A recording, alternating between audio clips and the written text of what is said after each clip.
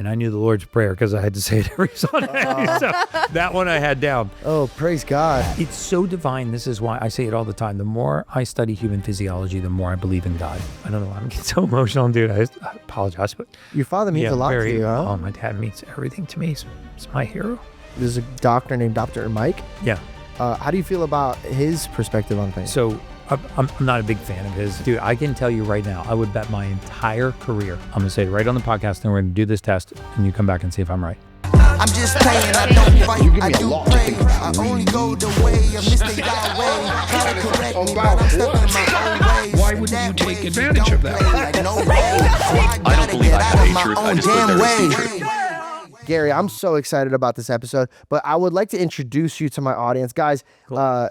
Gary Brecka is known for just taking a broken body and helping find its way back home to regulate and run in a way that I've watched your clients change in my eyes. And you have some drinks that I want to jump in with. Because you were you really excited about this drink, and you were telling me that John Jones is was able to fight, but not able to fight. No, he was just in a lot of pain before his last fight, you know, in his, I mean, he had been in pain every day for 15 years. Before his last fight, this was November 2024. You know, he told me, he's just like, man, everything hurts. I've woken up every day of my life, you know, for the last 15 years, just in a lot of pain. And he's so mentally strong, you know, he would take the mornings to get his motor going, and then he would go train. But he had dropped from 6 days a week to 5 days a week, you know, in his camp to allow his body to recover. So I started bathing him in hydrogen gas. And when he started bathing in hydrogen gas, all that joint pain went away. I'll never forget the text message I got from him. I think I still have it on my phone. He was like, bro, I just woke up this morning. You know, I'm not in any pain, man. I'm adding the 6th day back to my training routine. My coaches are noticing. Oh. And so it's just a way of helping him handle that joint pain in those areas of the body that don't get a lot of circulation, like ligaments, tendons, joints, cartilage, where a muscle becomes a tendon and inserts into the bone. Most athletes are not actually overtrained. They're under-recovered. And the limits on athletic performance are no longer strength and conditioning, it's recovery. I mean, strength and conditioning has reached the point of excellence now. Like, you know, great strength and conditioning coaches know what they're doing to the point where they know how to dial in hand-eye coordination, speed, timing, agility, strength.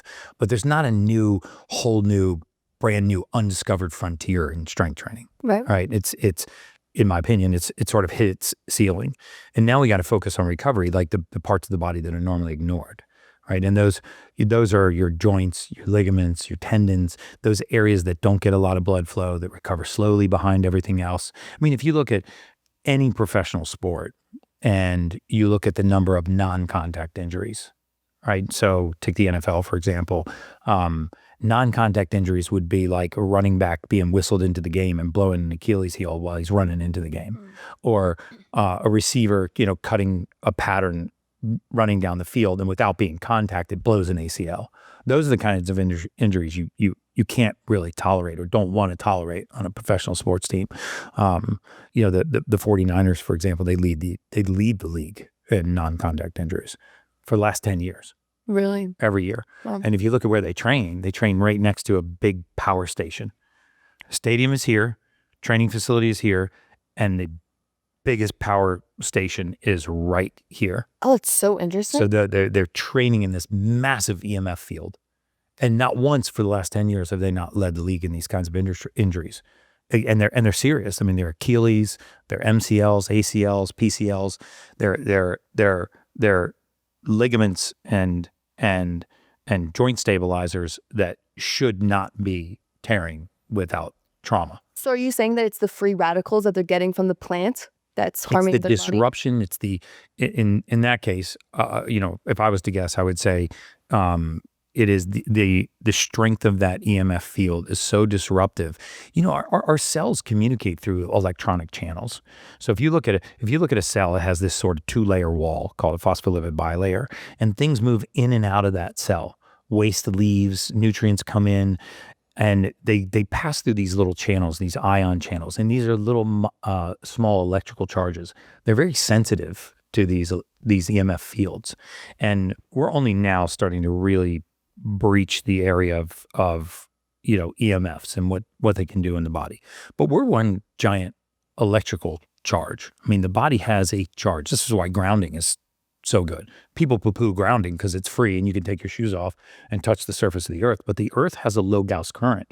And when you touch the earth with bare feet or bare skin, you discharge into the earth. You can actually physically see this in your blood. You can do what's called a dark field test, and you can actually see that the surface of your cells repolarize. And because when two cells are hanging out with each other in fluid and they have the same charge, like two north poles of a magnet, they can't touch. When they get opposite charges, they attract. And when they attract, they stick together. And when they touch, you lose surface area. So now that part of the cell can't exchange with its outside environment. It can't eliminate waste, repair, detoxify, regenerate. And so if you can keep cells separated, if you can keep the polarity on the surface of the cell the same, the cell is healthier because it has a lot more surface area to exchange with its environment. And this is why simple practices like grounding, which will cost you nothing, you can take your shoes off and do it right there, are so profound. They help you adjust to time zones. They help repolarize your cellular surfaces. They help cells eliminate waste, repair, detoxify, regenerate. I mean, a lot of these things, when we talk about longevity, anti-aging, a lot of the good science is just getting us back to the basics. Yeah. It's not like the super fancy equipment. I have a major biohacking problem, so I have like red light therapy beds, hyperbarics.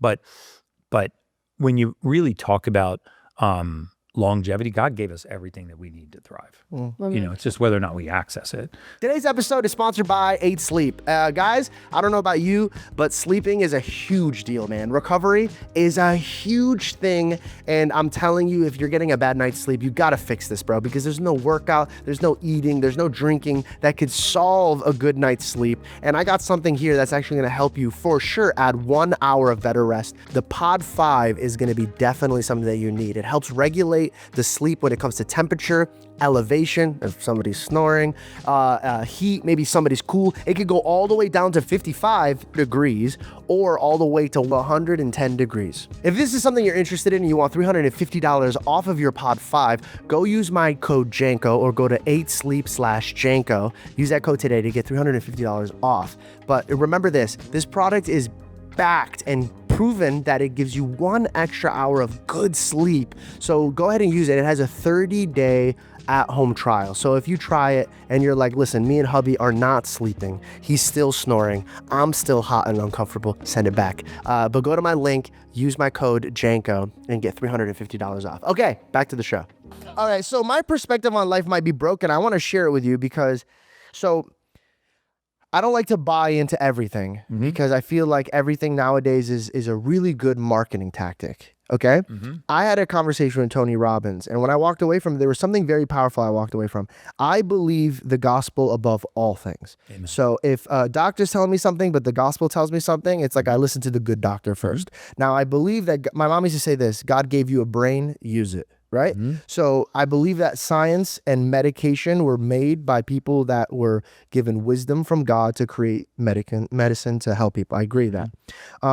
But then I see a study that Tony Robbins was talking about, and it's called the placebo one, where he takes 5 people into one room, gives them poison, but tells them it's medicine, and then does the same thing opposite to the other ones. The ones that said that they got medicine but actually got poisoned became healthier.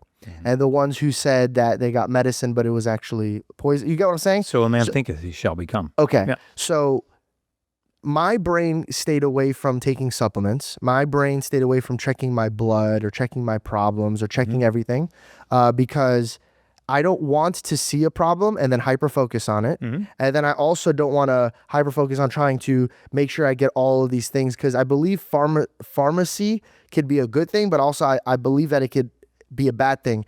The way that I see life right now, I feel like they poison us with the food and the water and the bread, and then they give us the medicine. So in my brain, I'm like, how do I follow Christ in this type of world where I'm like, okay, well, I do indulge here, but then now I'm telling myself I don't want the medication. Yeah. So the past 5 years, I was smoking marijuana and I just gained a lot of weight. I was really tired. And my life changed when I went to Runyon in LA. And I just, for some reason, I was really run down. And I was like, you know what? I'm going to go try NAD Plus where I get it in a drip. And man, placebo or not, dude. No, NAD is not, Dude. in a drip is not placebo. And by the way, I guess they did a front load of it. And very expensive. Yes. But so at Runyon, I stopped 4 times throughout sections. I do little stops. I didn't stop one time. My dog got tired and I picked him up and put him around my neck. And I finished it. And that was the first time in my life. I turned to my wife and I said, oh my God, I'm broken. Like I finally found out what my body was meant to feel like. And dude, now when I'm like not on it or like when I'm not taking care of myself, I understand that it's no longer just something I'm thinking about. I honestly have hurt in my body. And so what I'm trying to do is walk away from a beautiful conversation with you to change my mind on things and also get me on a good path. Row, or I believe it's called Row, Row Nutrition. I got it. I've been on it for 3 weeks now. And I want to just talk about this and why is this helping Americans and what is it that the youth is dealing with that my mom and dad didn't deal with? Because my dad's testosterone is like an ox. And I walked into the doctor's office and I asked them, hey, should I test my testosterone? And they asked me a question. This is a little personal, but they asked me like, hey, do you have a hard time getting it up? And I said, absolutely not. I actually am very confident that. Probably, yeah. And so they were like, no, you don't need to get a test. Is that true? Yeah. So here's how I would approach that. You know, what's really fascinating about the science of longevity, anti-aging, biooptimization, whatever you want to call it, right? This whole longevity interest, there's a groundswell of interest in wellness and longevity. If I was to sort of characterize this industry, I would say that it's starting to come full circle, meaning we are getting back to the basics, right? The best longevity science is just getting us back to the basics. You made a perfect point of the food leading to the drugs. And this is why I think we have a Food and Drug Administration, because the food leads to the drugs because of the issues that the food causes. And by getting back to the basics, I'm saying if we were to look at all of the big data, right? Blue zone studies, big data studies, you would see that there are 3 foundational non-negotiables. Sleep, drawing your attention to your sleep, eating a whole food diet, a diet that is absent processed foods, and mobility, making mobility non-negotiable. So exercise needs to be non-negotiable. And I think there's not a longevity scientist, MD, PhD researcher in the world that wouldn't agree with that, right? That really understands the science of human physiology. Those are the basics. And when you start to layer on that, what else can I do to extend my life, to feel better, to perform better, to look better, to sleep better? That's where you start to get into this whole biohacking realm. And the vast majority of people enter that world and they start supplementing for the sake of supplementing. They don't supplement for deficiency.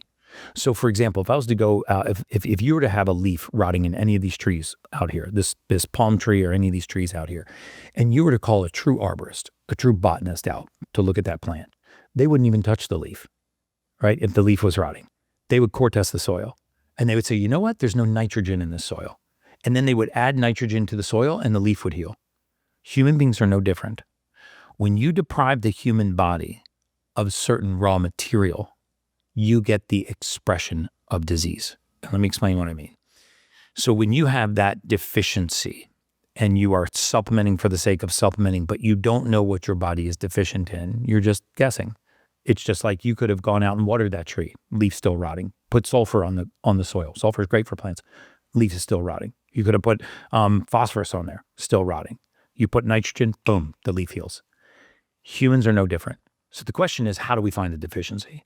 Because if you want to see magic happen in human beings, you give their body the raw material it needs to do its job. If I was to put up a huge chart right now, this crazy myriad of complicated reactions in the human body, and I was to show you this chart, you would look at this chart and go, that is so overwhelming and so confusing, I can't even make sense of it. It looks like the most insane roadmap of just spaghetti stuck to the wall. But if I kept zooming in on that chart, you would recognize the name of everything on that chart. It would be common vitamins, common minerals, common amino acids that you've heard of that are readily available. And you could go into that chart and say, what happens when I pull this amino acid out? What happens when I have a deficiency in tryptophan? That's just an amino acid. Well, tryptophan is what our body makes serotonin out of. So you take this amino acid, you convert it into the neurotransmitter serotonin, 90% of which is in our gut. So if you don't have serotonin here, you can't have it here. No. And what happens when we're deficient in serotonin? Well, now we have a mood disorder. We have a mental illness. And how do we try to fix that? We use a selective serotonin reuptake inhibitor. We use these SSRIs, and we use other medications, pharmaceuticals, synthetics, and chemicals to try to fix a nutrient deficiency.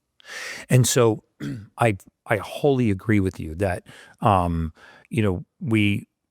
we're in this search for looking better, feeling better, sleeping better, performing better, thinking faster, having the waking energy that we always wanted to have, what you experienced from NAD, this is because you gave back the body what it needed to do its job. It's a lot more simple than people think. We make it complicated, and marketing really confuses consumers, because I could make a case for resveratrol, CoQ10, St. John's wort, ashwagandha. I could make a case for just about any NAD, nicotinamide riboside, nicotinic acid, NMN. You could make a case for any and all of these supplements in any given scenario. But the question should be, what does my body need? If I was that tree, what am I missing? Nitrogen. Boom, the leaf heals. And so I'm a big believer that if you haven't covered the foundational basics, which will cost you nothing, won't increase your budget. If you haven't drawn attention to your sleep, if you are not consciously drawing your attention to your sleep, if you haven't made mobility non-negotiable, if exercise is not non-negotiable, and you're not eating a whole food diet, meaning a diet absent highly processed food, then that's where you start. That's where every human being should start, because the answer is not chemicals, synthetics, and pharmaceuticals. None of those would be on that chart I just told you about. If you zoomed in on that chart, you would see not a single chemical, not a single synthetic, not a single pharmaceutical. None of those are essential for optimal. So when you're sitting down with a Dana White or a Steve Harvey, are you saying, hey, don't even get these tests, don't even do anything, start with moving around, eating, and sleeping, and then if you need it, then you go into these tests? I do both. The first thing we do is dial in their sleep. How do you do that if you can't? I started smoking marijuana because, that joke, we wake up and we're like, hello, that's me, right? Some people need to wake up and have a coffee. I need to wake up and calm down.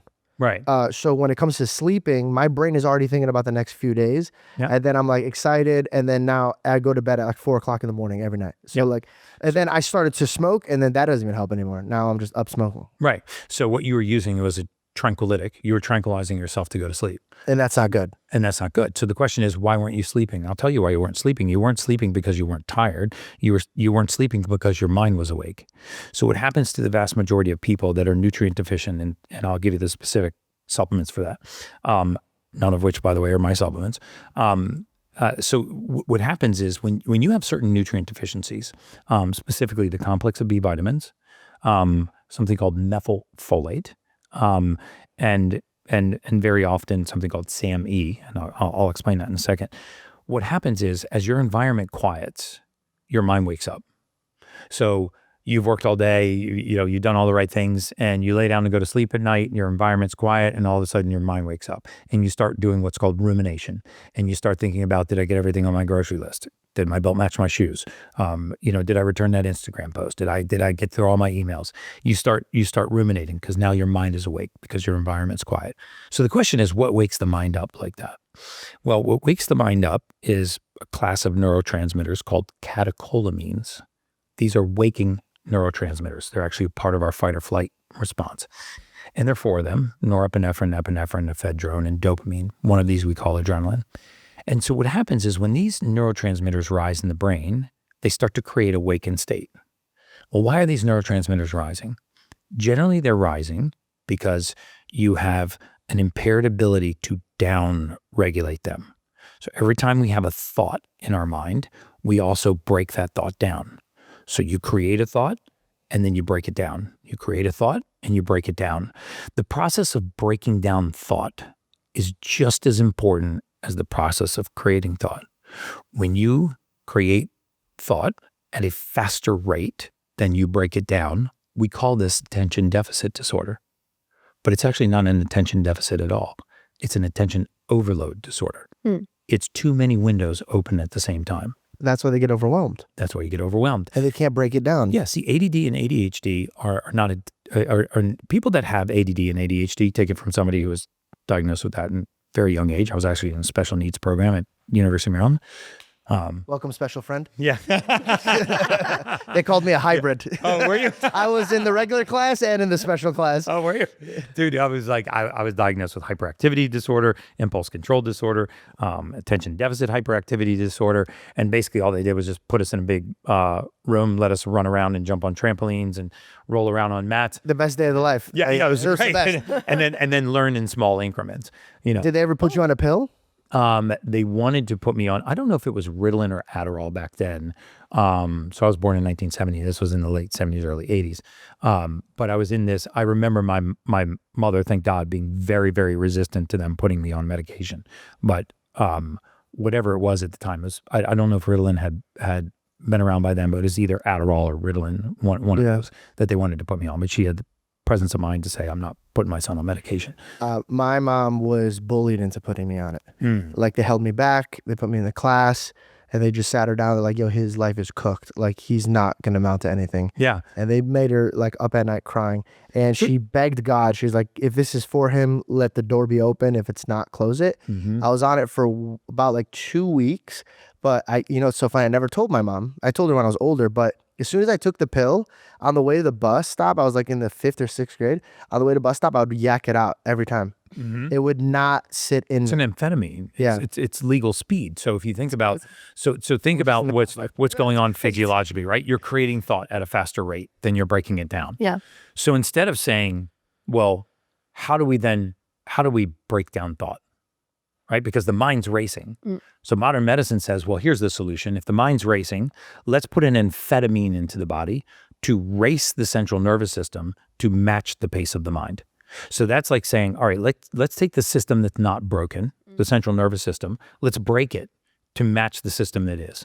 See, this is why it's hard for me to want to put anything that they teach to put in my body, because they go, hey, this is really good for you. But then we realize that like, they do the Bill Gates, like, hey, we'll give you Microsoft, but then we'll give you bugs, and then we'll give you an antivirus. Yeah. So it's like, dog, like, and then now Bill Gates wants to do stuff in our health. Yeah. We're good, man. Stay away, dude. Stay especially away. if somebody is talking about depopulating the earth, like dog, too many people. He's a villain. Hey, bro. Dog, he's a villain. And nobody's seen this. This is the weirdest thing I've ever seen in my life. You don't have to even make it up. You can just, he says it with his own mouth. Casually goes, yeah, there's too many people, we got to kill them. Yeah.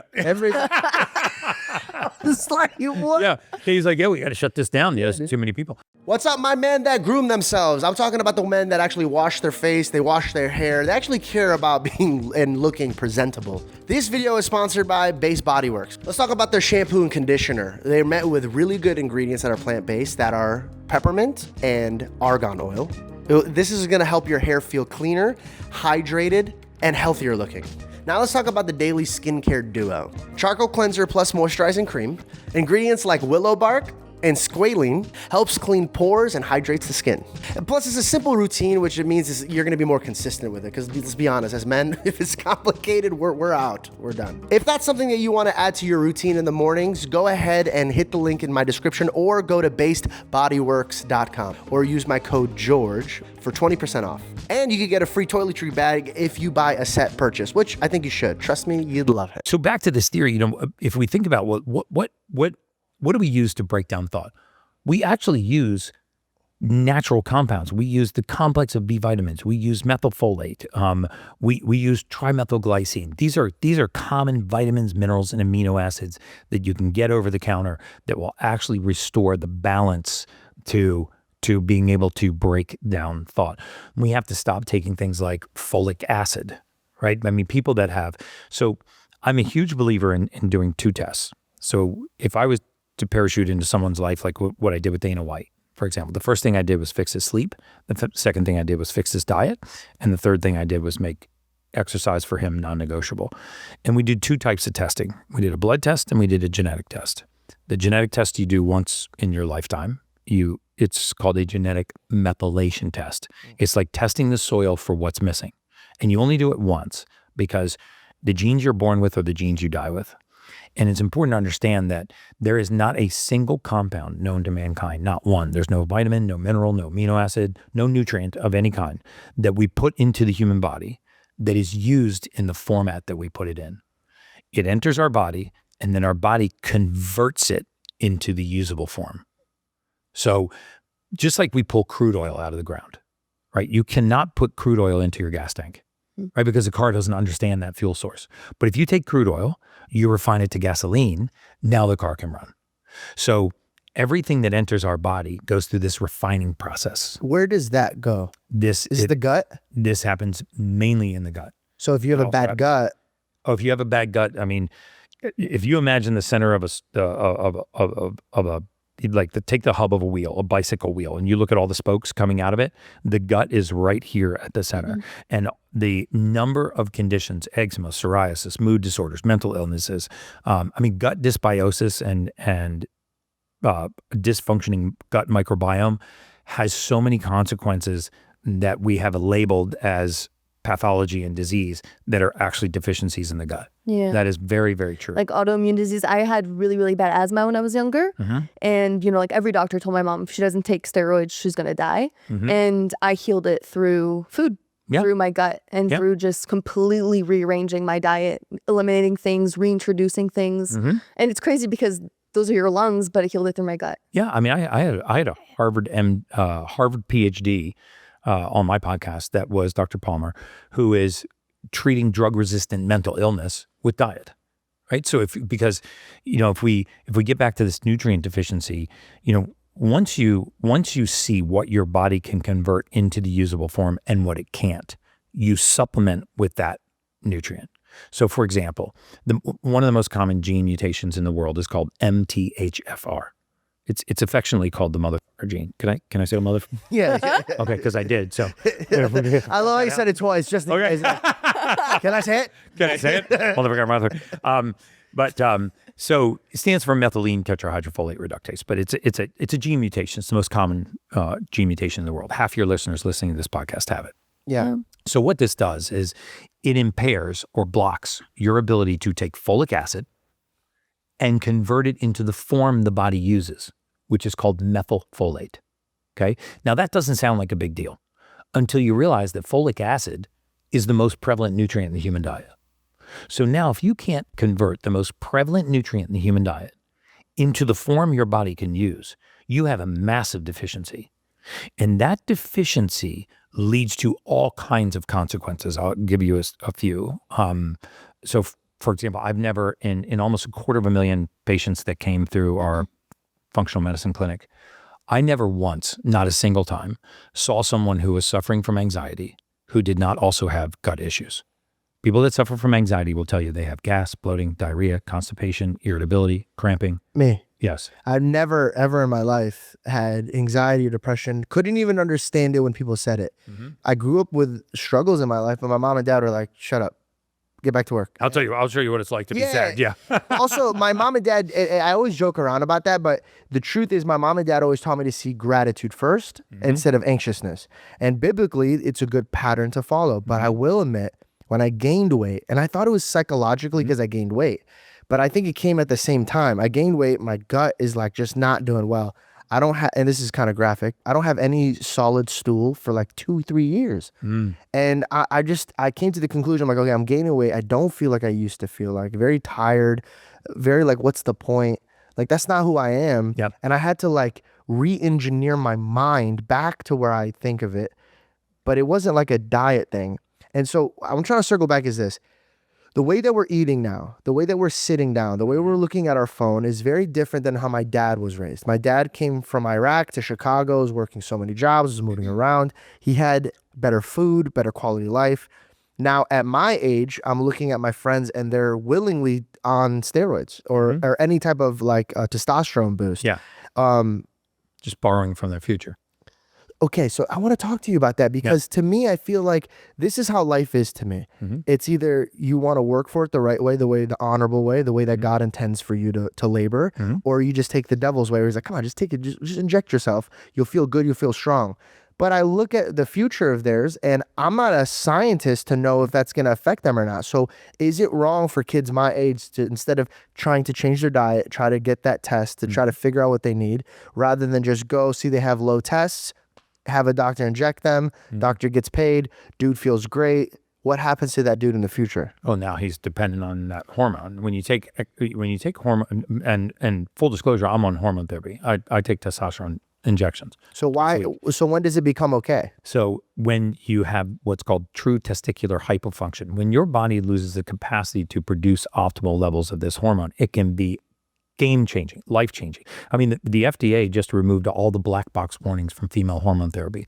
And the reason they did that was because one of the largest female hormone studies ever conducted on the surface of Mother Earth was called the Women's Health Initiative. When that study was completed, it concluded that hormone therapy for women actually decreased their risk of breast cancer. It concluded that it mitigated the effects of menopause, the mood disorders, the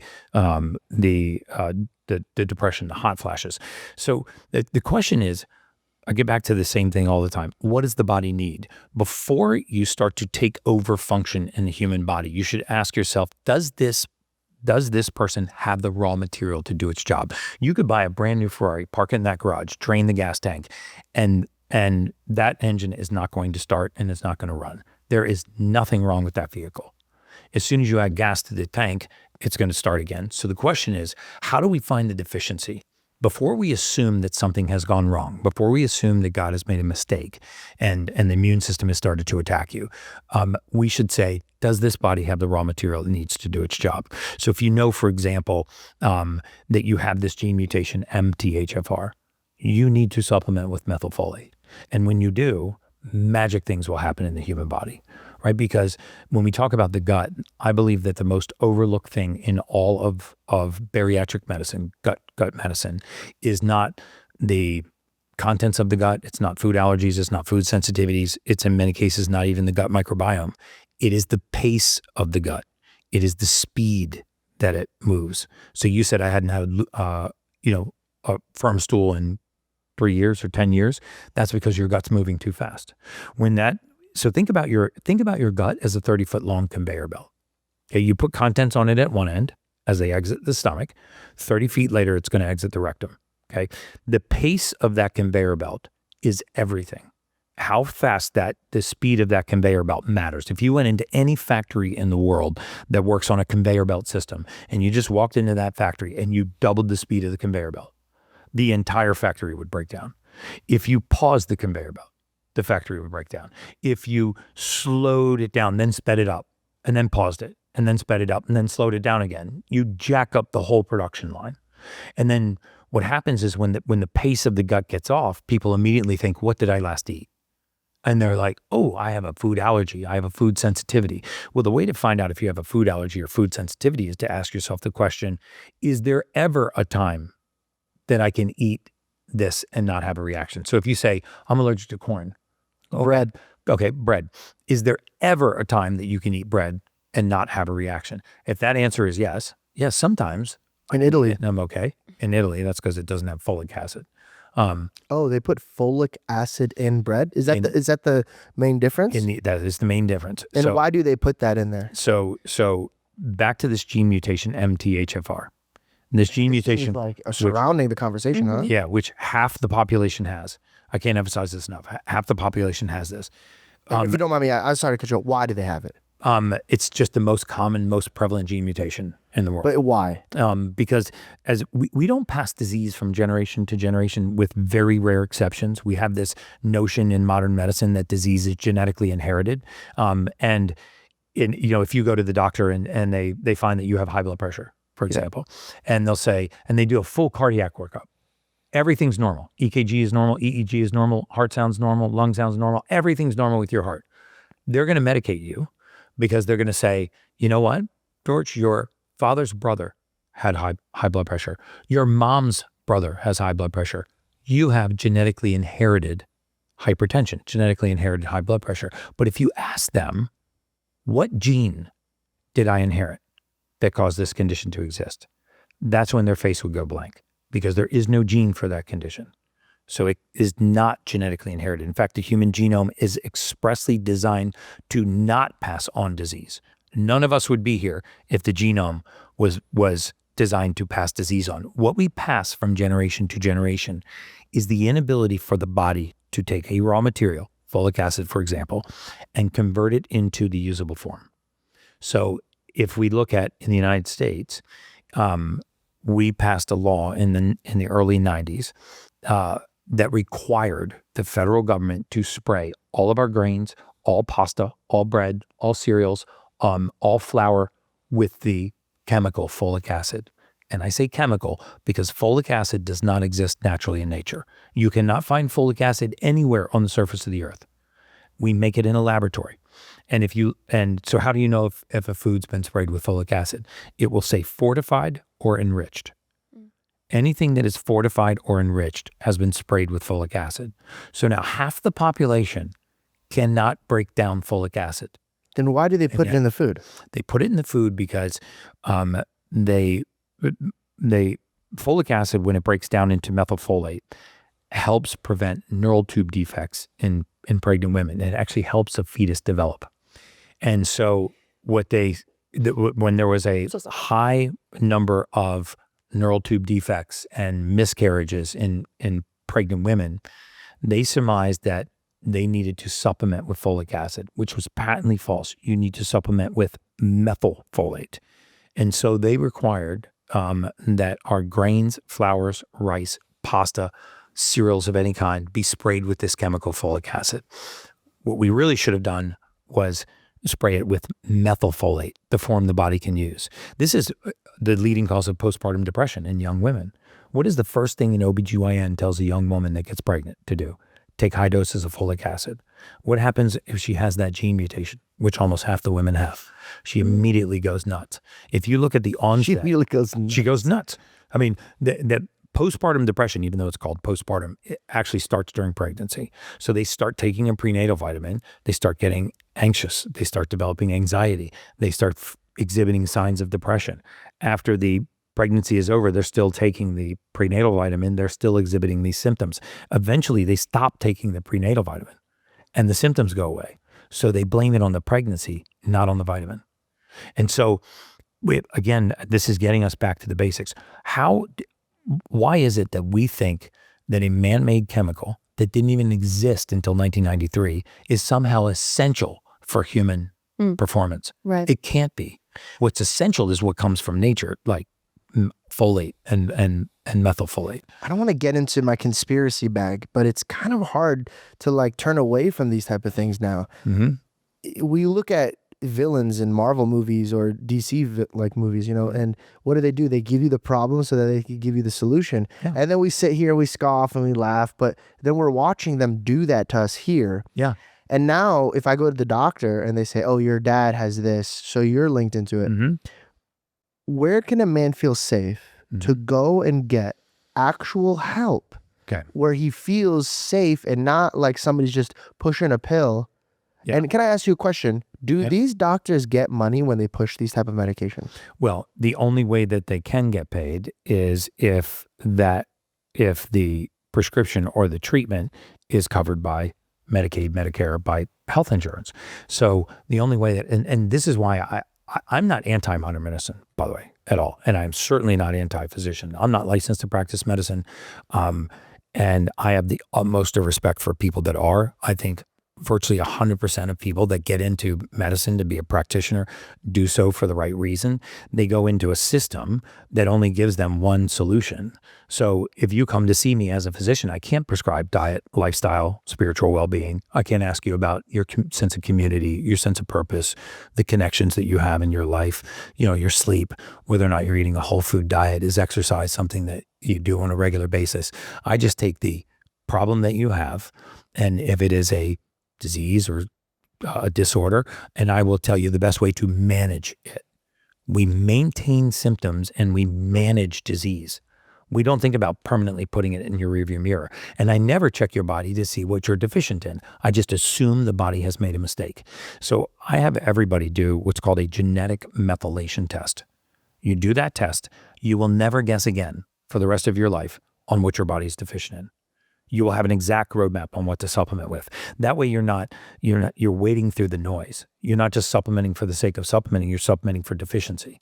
That is the most important thing you can do. What does my body need? How do I know what it's missing? And how do I give it that raw material? So let's say I find out what I'm deficient in, right? And I find A, B, and C are my deficiencies, and I start supplementing for them or, helping myself get what I need. When do I know when my body's been replenished, if I need to continue supplementing or if I'm good and I can kind of...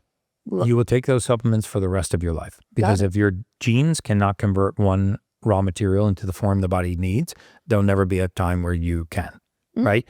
So if you... Really? Yeah, I mean, the genes you're born with are the genes you die with. So, but how you... So does that mean you're broken? No, it doesn't mean you're broken. It just means that you're deficient, right? Forever. Forever. If you don't fix it with diet and or supplementation, that deficiency will always exist and it will continue to manifest with that. So for example, if you...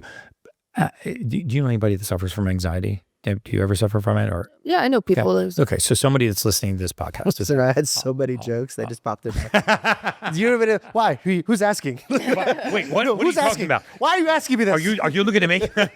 I also think it's a widely overused word. I think everybody says they have anxiety, but I think that it's maybe...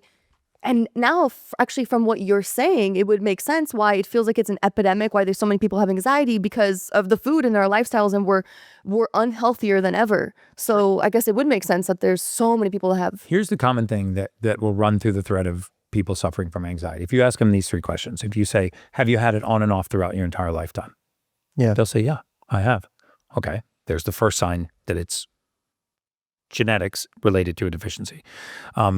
If you ask them, can you point to the specific trigger that causes it? Like every time you feel anxiety, do you know exactly what the trigger is? They'll say, no. Sometimes it just seemingly comes and goes very often without a trigger. That's tough. I don't need to be afraid of heights and walk to the edge of a 30th floor balcony. I don't need to be claustrophobic and step on a crowded elevator. I can feel anxiety sitting on a podcast just like this, just chilling I can be at dinner with my family and all of a sudden I'm like overwhelmed with anxiety. Do you ever deal with it? No. Because I don't have that gene mutation. And I'll explain that in a second. And then if you say, if you've tried anti-anxiety medications, did they work? And they'll say, no, they just made me feel like a zombie. So if you look at the genetic profile in those people, they're very likely to have a gene mutation called MTHFR and one called COMT. These are very easy to supplement for. And when they're deficient in they need high amounts of the B complex of B vitamins. And these are simple over-the-counter B vitamins: pyridoxine, riboflavin, thiamine, niacin, pantothenic acid, the B vitamins. And they need, in most of these cases, methylfolate.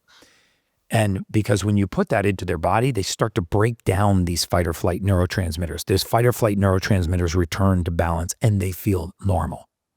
But if you don't know that you have this deficiency, you start searching for everything in your outside environment. You start trying to link, well, why I feel this way. Why do I feel this way?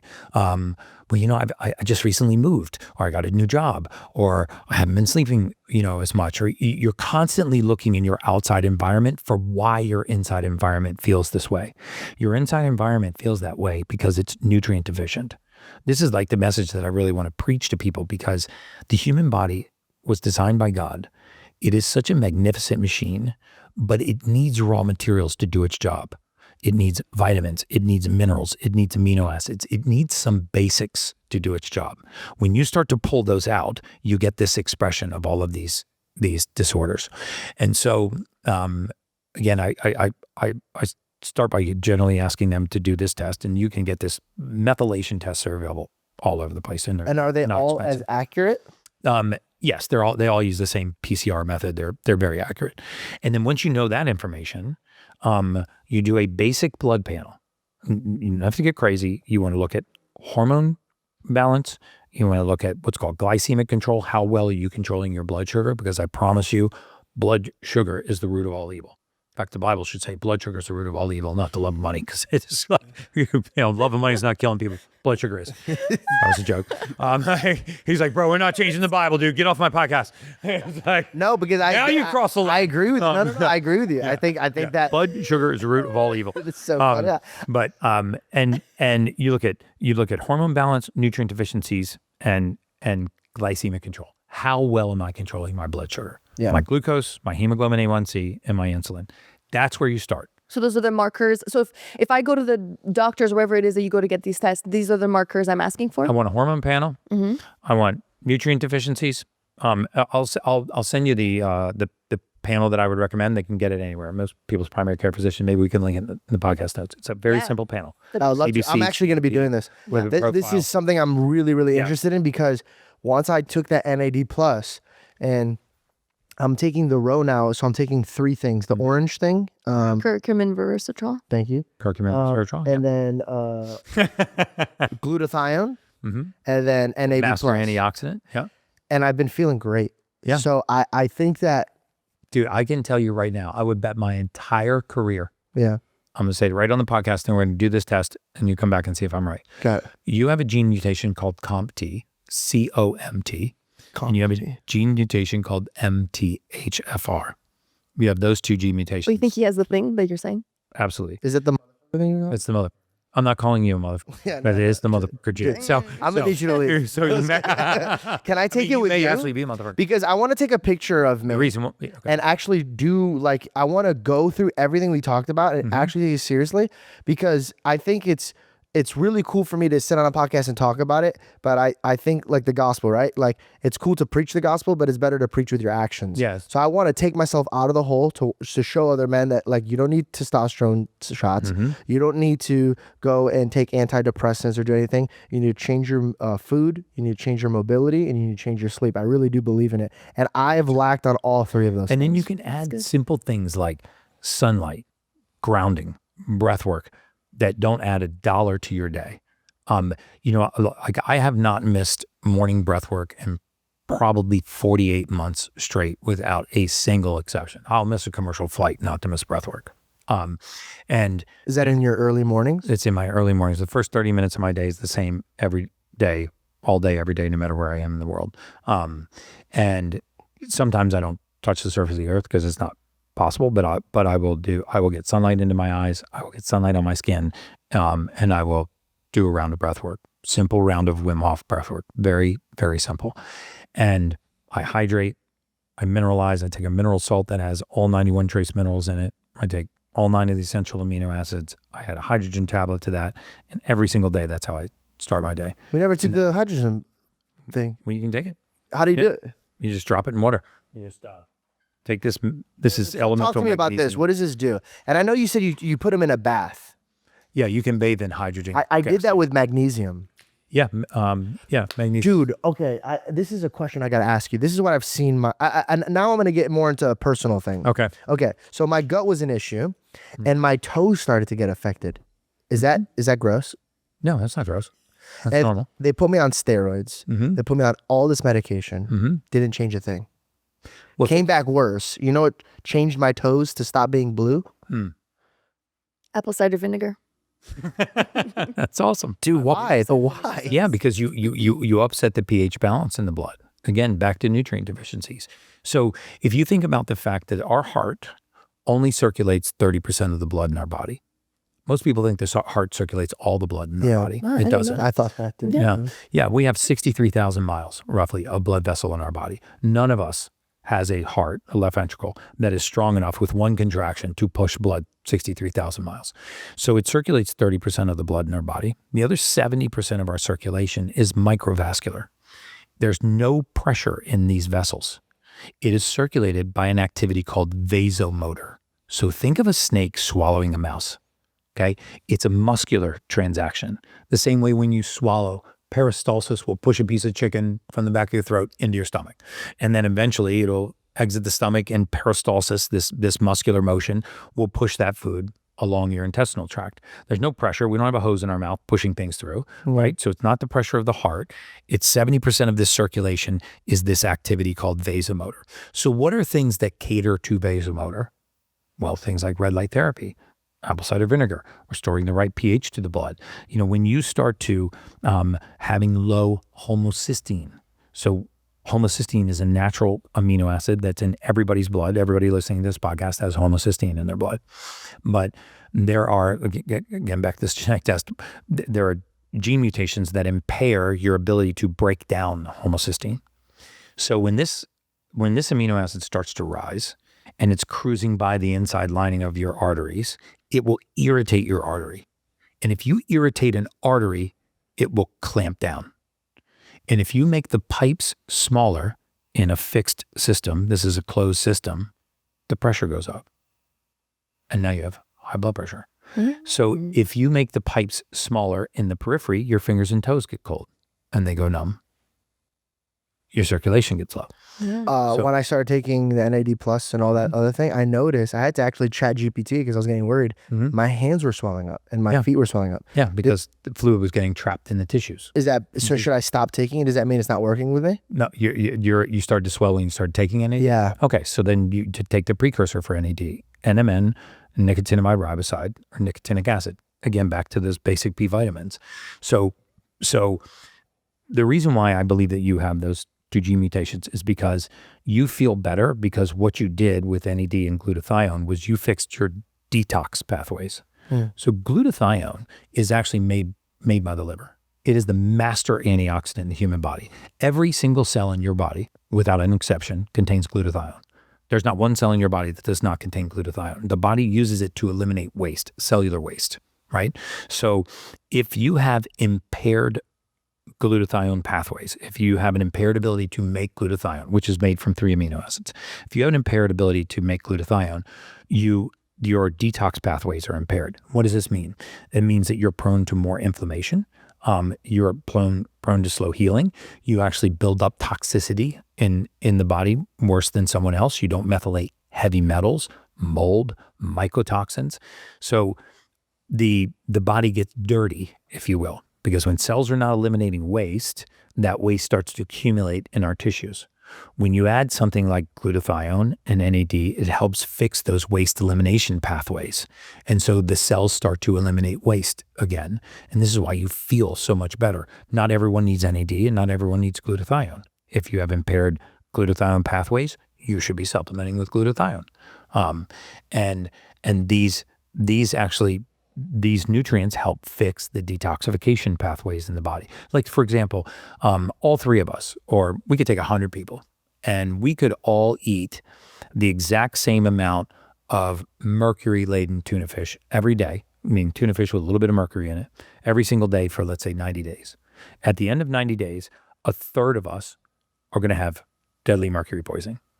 1/3 of us are going to have some amount of heavy metal buildup, and we're going to have minor symptoms like brain fog, a little bit of processing speed issues with short-term recall, and our focus and concentration is going to be off. And 1/3 of us will have no trace of the metals at all. Same dose, different results. Why? Because everybody is genetically different. And if your detox pathways are impaired, you're going to build up metal toxicity fast. If they're slightly impaired, you're going to build up much more slowly. If they're fully working, you have no consequences. Same thing happened with the vaccine. People took the mRNA vaccine and they're absolutely fine. No spike protein buildup. They fall into that category of 1/3 of people that are fine after taking an mRNA vaccine. 1/3 of the people eliminate spike protein poorly, and now they have mood issues. They have hormone disruption. They have weight gain, water retention, poor sleep, poor focus and concentration, low waking energy, but they can live with it. So they're just sort of mildly suffering, and they'll do that for years until they detoxify from it. But 1/3 of the people can't eliminate it at all. Those are the people that got myocarditis or pericarditis and had severe consequences. So, okay. How do you feel about fasting? Because Huge fan. right, okay, because I've been like learning a lot about fasting, and obviously biblically it's something that God tells us. That's Every major wonderful religion for in us. the world has fasted for centuries. Right, which Not is just beautiful. Christians, yeah. And that process that you're saying with the glutathione, that it's getting rid of the waste in our cells, it's kind of like the same process that fasting does for us, right? After a certain amount of hours, we're able to like actually eat the garbage in our body, and we're able to throw all that out. Yeah. So now is glutathione that kind of like missing that kind of end key that will then take, you filled up your garbage cans and you'll empty out those cans? Yes. So but first of all, I love that you're bringing up fasting. I'm a huge fan of fasting. It's another one of those free tools that we can just access. But fasting is even more powerful than that. And there is a reason why I think every major religion in the world has fasted for centuries. Because what happens when you fast is you're not putting any energy source into the body. Well, I mean, how's the body going to power itself? It still needs to be, even though you're not eating, your body is. Yeah. It's just eating you. So the question is, what is it eating? Well, it's going to eat you from the weakest point forward. It's going to start to consume something called senescent cells. These are cells that are hanging out in your body that can no longer perform their function. They're alive, but they're useless, right? And so, That's so funny. These are like red blood cells that can't carry oxygen, white blood cells that can't mount an immune defense, platelets that can't carry growth factors, right? They're useless cells. It's like having a company full of lazy employees, right? They're still sucking on the payroll. They're not doing a damn thing, right? What the immune system will do is eat them. Which I find it so beautiful. That's crazy to me that how the body just does that. It's so divine. This is why I say it all the time. The more I study human physiology, the more I believe in God. There is zero chance that this happened by chance. That this We're coded. Two bacteria banged in a mud puddle a billion years ago. And a lizard crawled out, and then you had a fish, and you had a bird, and then we had. And the lizard came up to them and was like, "You guys need glutathione. Yeah, the pathways are blocked." Yes. But there is we could go down that road. I mean, there's massive. There's an entire lineage of fossils missing from the fossil record that even support evolution.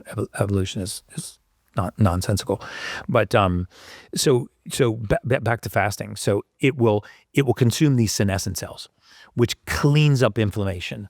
Your body actually breaks these into amino acids and turns them into energy. It's fascinating.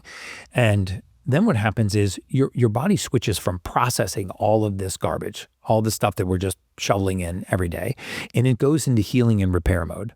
I mean, fatty livers have resolved in 3 to 5 days of water fasting. The gut can heal and seal. There's a single cell layer, one cell layer, separating your outside environment from your inside environment. One cell layer lines your gut, the luminal wall of your gut. And what's inside your gut is not meant to be inside your body. But when you get breaks in that, what we call leaky gut, things that are inside the gut that don't belong in your bloodstream leak into your bloodstream.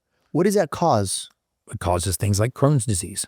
So when you have toxins from the gut that leave the gut wall and enter the bloodstream, and this is called leaky gut, what happens is the immune system gets called to that site and it starts to fight. And you get inflammation, you get all kinds of consequences. Those toxins, the liver pushes out through the skin, eczema, psoriasis, rashes, sebaceous acne. If you're somebody listening to this and you have gut issues where you have either gas or bloating, diarrhea, constipation, irritability, cramping, if you were able to do, and you can actually go to my website, and I have a 3-day water fast that's completely free. You can just download it, and I walk people through how to do a 3-day water fast. Oh, that's awesome. And I start with, I do one every quarter, and I'll have 50 to 75,000 people on these. It's not hard if you got to get through day 2. And you also have to understand that hunger is not consistent. It comes every 2 to 3 hours in a 20-minute wave. So you got to be strong for 20 minutes every 3 hours. You do not have to be strong for 24 straight hours, right? Hunger will come in waves. And if you understand that, you're like, okay, there it is. I want to go to the refrigerator. I want to eat, get up, take a walk, do a round of breath work, have some mineral water, distract yourself. And are you allowed to do anything? Or like, are you supposed to just be resting? I wouldn't do high intensity exercise. I definitely wouldn't stop exercising. I would walk on a treadmill. I would walk outside. I would put a weighted vest on and go for a walk. I wouldn't because fasting is a hormetic stress. It puts your body under stress. And you wanted to just focus on healing and repairing the body, because at the tail end of a 3-day water fast, your growth hormone will go up 10-fold. That's your body going into serious repair mode. It will begin to heal and seal the gut. So you start day 1, you do a bone broth at noon, and you do a bone broth at 6 p.m. That doesn't break your fast? That is, you're not fasted yet. Okay. So you just go from solid food. So let's say that we wanted to do a water fast starting tomorrow. Okay. Tomorrow I would wake up, I would have water, I would have hydrogen tablets, and I would have a mineral salt. And then at noon, I would have a bone broth. And at 6 p.m., I would have a bone broth. Okay, so you're going from solid food to liquid food day 1. And it makes that day not so hard, right? Anybody can get through that day. Day 2, you're waking up, you're going to be hungry. So day 2 is when you switch to water only. I use a water, a mineral salt, an amino acid, and hydrogen tablets. But the very basic, you need a mineral salt because you want to make sure you don't get electrolyte deficient during a water fast. None of those things will break a fast. So day 2, focus on getting 3 liters of water with mineral salt at a minimum.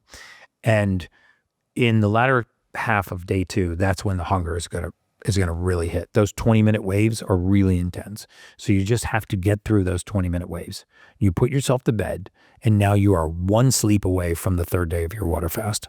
And day 3, you get up and do the same thing. The mineral salts, 3 liters of water, and just start counting down the hours until you can get into bed. I promise you, the 4th day, you will wake up like you found the Messiah. Like you will think you took a limitless pill and won the lottery.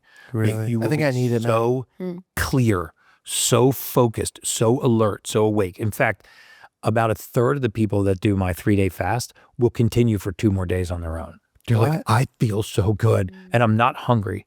The hunger goes away. Is it bad to carry on? No, I wouldn't go past 5 days without being medically supervised, but you can go 3 to 5 days. I mean, trust me when I tell you, everybody that's listening to this podcast, the vast majority of you can go without solid food for 2 days. Yeah. So sorry. And please go. How you will feel, what you have done for your body at the end of that 3-day fast is miraculous. Healed and sealed your gut, reduced inflammation, your body has eliminated waste. It's eaten these senescent cells. And by the way, when your body consumes these cells, you will replace them with fresh, new, healthy cells. It's like going into your company, firing all the lazy employees and getting people in there that are 100% committed to doing the job. So cool. And should I do my test for my blood work and all that stuff before or after I do it? I would do it before. Before that? Because you're going to see miraculous changes. You're going to see dramatic changes in your blood work. So it improves your insulin sensitivity. It lowers your hemoglobin A1C. It lowers your insulin. It means it makes your insulin more effective, meaning more sensitive. You become less insulin resistant. It also helps the brain eliminate waste. We have a lymphatic system in the body. So our lymph nodes in the body are our lymphatic system is what eliminates waste in the body. In the brain, we have what's called a glymphatic system. So it's the lymph of the brain, and it eliminates waste from the brain. So again, by waste, I don't mean stool and urine. I mean like histamines and cytokines, all this inflammatory stuff from the brain. By the way, the glymphatic system is most active during deep sleep. That's why deep sleep is so important. Yeah, and if you don't get that, it's and if bad. you don't get it, and usually deep sleep happens in the first 90 minutes of your sleep cycle. So if you miss it, it doesn't come back. So that's why. I don't think I've had a good night's sleep in a long time. I'm going to fix that for you. Yeah. So then, okay, you know how you can drain your lymph nodes? Mm-hmm. So I do that. Like my lymph nodes get really backed up and they get sore. Yeah, and so I do like lymphatic drainage. Mm-hmm.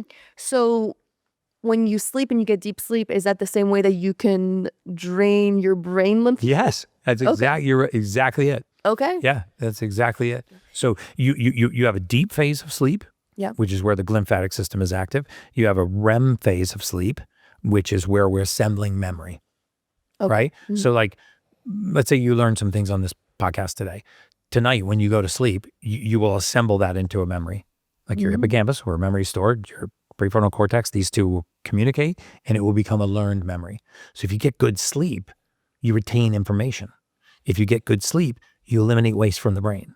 And that's why sleep is our human superpower. I mean, it legitimately is. And it is the redheaded stepchild of everybody's day. We bully sleep around like it's a stepchild. I feel like you know what it is? We're in a society where it's like, you're sleeping, bro. Like, no, let's get going. You have to grind. Seize the day, sleep for losers. I'll sleep when I die. The worst advice ever. And also, it's just also like biblically, you're not trusting God. Mm-hmm. Like, there's a reason why God made night. My mom used to always tell me that, like, get rest. And also, getting rest is trusting in God. And then the 1 day a week that we call the Sabbath is resting in God. Mm-hmm. This year, I'm trying to tackle rest. First from a spiritual, which I praise God that I'm getting there, and then renew my mind, and now my mind is going to change my body. So my mind this past year has been telling me, hey, George, your habits are going to catch up to you. Mm-hmm. And there's one that I want to be vulnerable about, and I'm so ashamed that I do this, but I've added marijuana to my ritual because I've now used it as a medical use. I don't go and party with people. I'm not doing silly things like that, but I need to shut down. And so I literally just go into my brain. I say, everybody, you're permanently shut down by smoking. Mm-hmm. And I feel like I fogged my brain up. Mm-hmm. Are you against marijuana or are you for marijuana? Like, how do you feel about marijuana? Believe it or not, I'm actually a fan. We have an endocannabinoid system. 1 second. Let's go. Come on. Don't do this. Don't do this to me, Del. No, I don't. Me and her are like Scooby-Doo and Shaggy, dog. I don't smoke weed. I've never felt the impulse to do that, but doing it for the high is one thing. There are a lot of medicinal properties to both THC and CBD, and we when we discovered the endocannabinoid system, I think the argument for CBD and cannabis became very, very clear. And if you look at the consequences of long-term like narcotic use for pain versus things like THC for pain, I mean, they're night and day. Right. But make no mistake, long-term use of THC, especially in high doses, there are consequences to that, right? Talk to me about it. What does that mean? Short-term recall, focus. What does that mean? Concentration, how well the processing speed in your brain. So solving complex tasks, retaining memory, motivation, what I would call like a positive aggression towards life, positive aggression towards working out. Yeah. So you can see some of these characteristics fade over time. So if we're looking at it as a tree, and we notice that a leaf is dying, and we're checking the soil, what is the marijuana doing to my system? What is it attacking that's causing my brain to get lazy? It's cannabinoids, right? So we have an endocannabinoid system in the body. This is a system where we shuttle around. Is that why they call it cannabis? Yeah, that's why they call it cannabis, because of the cannabinoid system in the body. Actually, I don't know I think cannabis was related to the plant, but I'm not really sure what the root of that is. Maybe it is from the endocannabinoid system. But the truth is that this is we naturally, the body can process these things. They're what we call metabolites, which means that the body can process it and eliminate the waste. Very often with pharmaceuticals or synthetics or chemicals, we can't eliminate them. Right, so they build up. Have you ever heard the term forever chemical? Yeah, Paul Saladino. So yeah, here, glyphosate, paraquat, insecticides, pesticides, herbicides. These things that we say, well, these doses are safe because they don't create toxicity in the body. In fact, there's a prevailing saying in science that the dosage determines the poison. And that's not necessarily true. The cumulative dosage determines the poison. In other words, like nobody ever got deadly mercury poisoning from eating one piece of tuna fish. Okay, but if you keep eating the same mercury-laden tuna fish over time, you will reach a toxic load, right? So my point is that, our body can process THC and cannabis and CBD, and it can completely eliminate the waste. So it's something the body recognizes, like food. You could eat 1,500 to 2,000 calories a day for the rest of your life because we don't desensitize to food. It's not like 10 years from now you need to be eating 4,000 calories and 20 years from now you need to be eating 6,000 calories. You're not desensitizing to food. Why? Because your body recognizes it, it processes it, it breaks it down, and it eliminates the waste, right? It's not accumulating. Where when you use certain pharmaceuticals and chemicals, certain synthetics, the body builds tolerance. Like if you're on thyroid medication, the one thing I can guarantee you is that your dosage will go up over time. If you're on a narcotic painkiller, the one thing I can guarantee you is that dosage will go up over time because you desensitize to it. So it's marijuana and THC are dissimilar in that way. So the body actually can process these and eliminate the waste. So I believe in medicinal marijuana. I believe in CBD. I think that it's saved a lot of lives. I think it's gotten a lot of people out of pain. I think it's helped a lot of people with trauma when it's used properly. Or Joe Rogan does it, and I feel like he has like a really good recall. Yeah, I mean he's also doing all the other right things. I mean he takes a methylated multivitamin. I mean he's exercising every day. He focuses on sleep. He's got a great sense of community, connection, purpose, which is something we don't talk about a lot as being a foundation for optimal health. I will say very often that faith is medicine. And because community is medicine, connection is medicine, we don't think of it that way. If you look at blue zone studies, for example, there was no continuity between diets, right? So you cannot make an argument and tell me that the carnivore diet extends life. You know, the keto diet, the paleo diet, the pescatarian, vegan, vegetarian, raw food. There's no evidence that a dogmatic diet extends life. The evidence says that the absence of processed food will extend life. There are no blue zones in the world where they're eating highly processed diet, right? But people will just snatch the Mediterranean diet and say, see how long people are living on the Mediterranean diet? You should just be on the Mediterranean diet. Well, then what about Sardinia, where they have the highest carbohydrate consumption in the world? What about Singapore, where they have the highest meat consumption per capita and they're living just as long? What about the French that are fucking up the whole model because they're eating cheese, drinking wine? Some of them are smoking cigarettes. We're having to 105 years old. Yeah. So what is it? The what absence is it the of absolute processed food. Okay, so that's your diet should be a whole food diet. If you look at what we just did with the, and I say we because I'm. Do you have a cheat meal or no? Yeah, I mean I have a cheat meal. I'm a human being. If I go to my 5-year-old niece's birthday party, I have a slice of cake. Right, I'm not that guy. Yeah. But you don't have pizza every day. No. Because like right now, just give me a twitch. And I hate that I have to be this because it's so embarrassing. But I have to be so honest. This past week I've been eating clean, but my normal life is like 3 weeks. Yeah, but my normal life is like I'm on the road, so I get like fast food restaurants every day. Yeah, you're just emotionally addicted to food, right? I mean, food addiction, sugar addiction. I would put sugar addiction right up there with heroin, nicotine, alcohol. I mean, it is one of the, if not the most addictive compound on the planet. Let's unpack it. How do I get out of this hole? So let's unpack that. So we know, for example, now that Alzheimer's is type 3 diabetes. Right. If you Google type 3 diabetes, insulin resistance in the brain, you'll see that that is the genesis of a lot of neurocognitive decline, things like Alzheimer's, dementia, early memory loss. And why is that? Because the brain is crack addicted to sugar, right? And what the brain wants, the brain gets. The brain is nasty. The brain is like the little Kim Jong-un of dictators, okay? Trust me, I know. When I see In and Out, it goes, right there, right there. Pull over, right? That must have been a little too much. You might have to cut that one. That got regressive, dude. Might want to back that one up. It's so funny. So when what the brain wants, the brain gets, right? If the brain wants amino acids, it'll strip it from lean muscle. If it wants calcium, it'll leach it from the bones. If it wants sugar, it will activate receptors on the back of your tongue, and it will give you a drug award.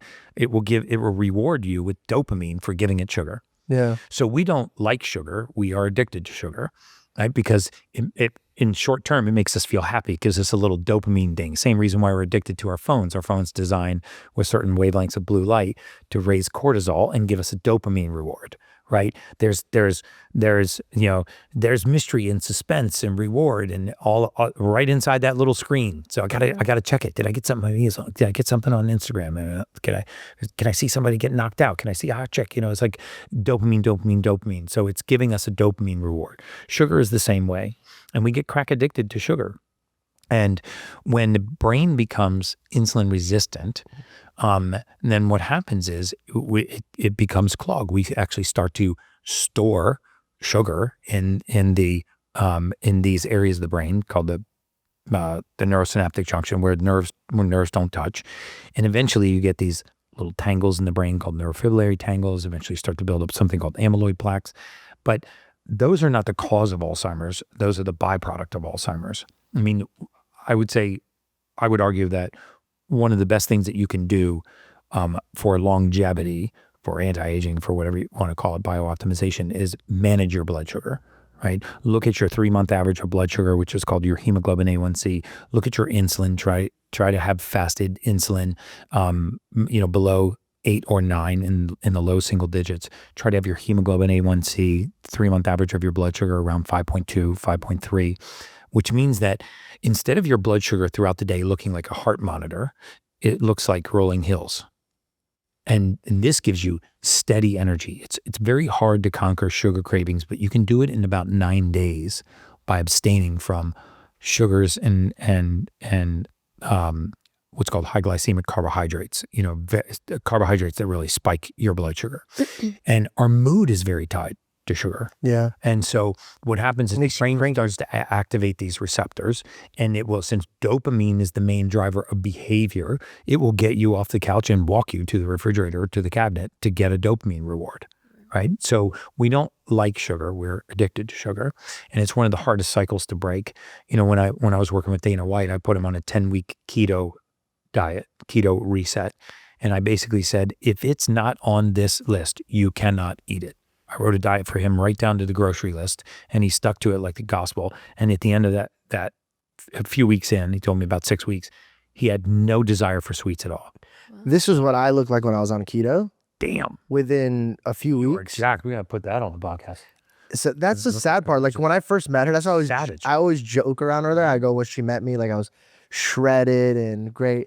And like she was like, just damn, dude, I got sold. Poor investment. You were a poor investment. And I want to get her in. I want to get her back. I want to get back to that body where I just feel so confident. Yeah. Why is it that keto worked so well with me? And is that something that maybe I should just do for the rest of my life? No, not for the rest of your life. I mean, I'm a big believer in keto resets, because it's like a full metabolic reset. I mean, keto was really studied extensively and developed for epilepsy. Right, because it's one of the lowest inflammatory diets you can be on. Yeah. Now you have to be on a clean keto diet. You just can't eat a bunch of garbage fat. And people don't understand that. Most people don't understand that the keto diet is not a high protein, low carb diet. It is a high fat, low protein, very low carbohydrate diet. Yeah. So about 75% of your calories from fat, avocados, coconut oil, olive oil, nuts, fatty ribeyes. And what happens is when your body switches into a state of ketosis, right, which happens when you fast, right? Your body goes into ketosis. It starts burning ketone bodies like beta hydroxybutyrate for fuel. It is a very clean burning fuel. And by that, I mean, it creates a very low level of inflammation in the body. So a state of ketosis is a state of low inflammation. Every human being entered this world on a keto diet. Every single one of us. The first 48 hours of mother's milk, called colostrum, is highly ketogenic. It's the vast majority of that is fat. And so when you go into the state of ketosis and you start to burn these ketone bodies, the inflammation immediately drops in the body. People will notice their energy goes through the roof, right? Yeah. After about 9 to 11 days, your sugar cravings go to zero. You have no cravings for sweets and sugars anymore. Also, not to get too scientific, but inside of our mitochondria, which is the batteries, the powerhouse of the cell, we make 100 gallons of intracellular water every day. And when I tell people that their body makes 100 gallons of water every day, they go, that doesn't make any sense. I only drink a half a gallon of water. How do I make a gallon of water? You make water in your mitochondria the same way we make it in space. You take 2 hydrogens, 1 oxygen, 2 gases, you put them together, you create a water molecule, and then the body breaks that apart into energy, right? So when you're in ketosis, you create a type of water called deuterium depleted water. If you want to have some fun, just Google deuterium depleted water. And this water is, it has one less proton.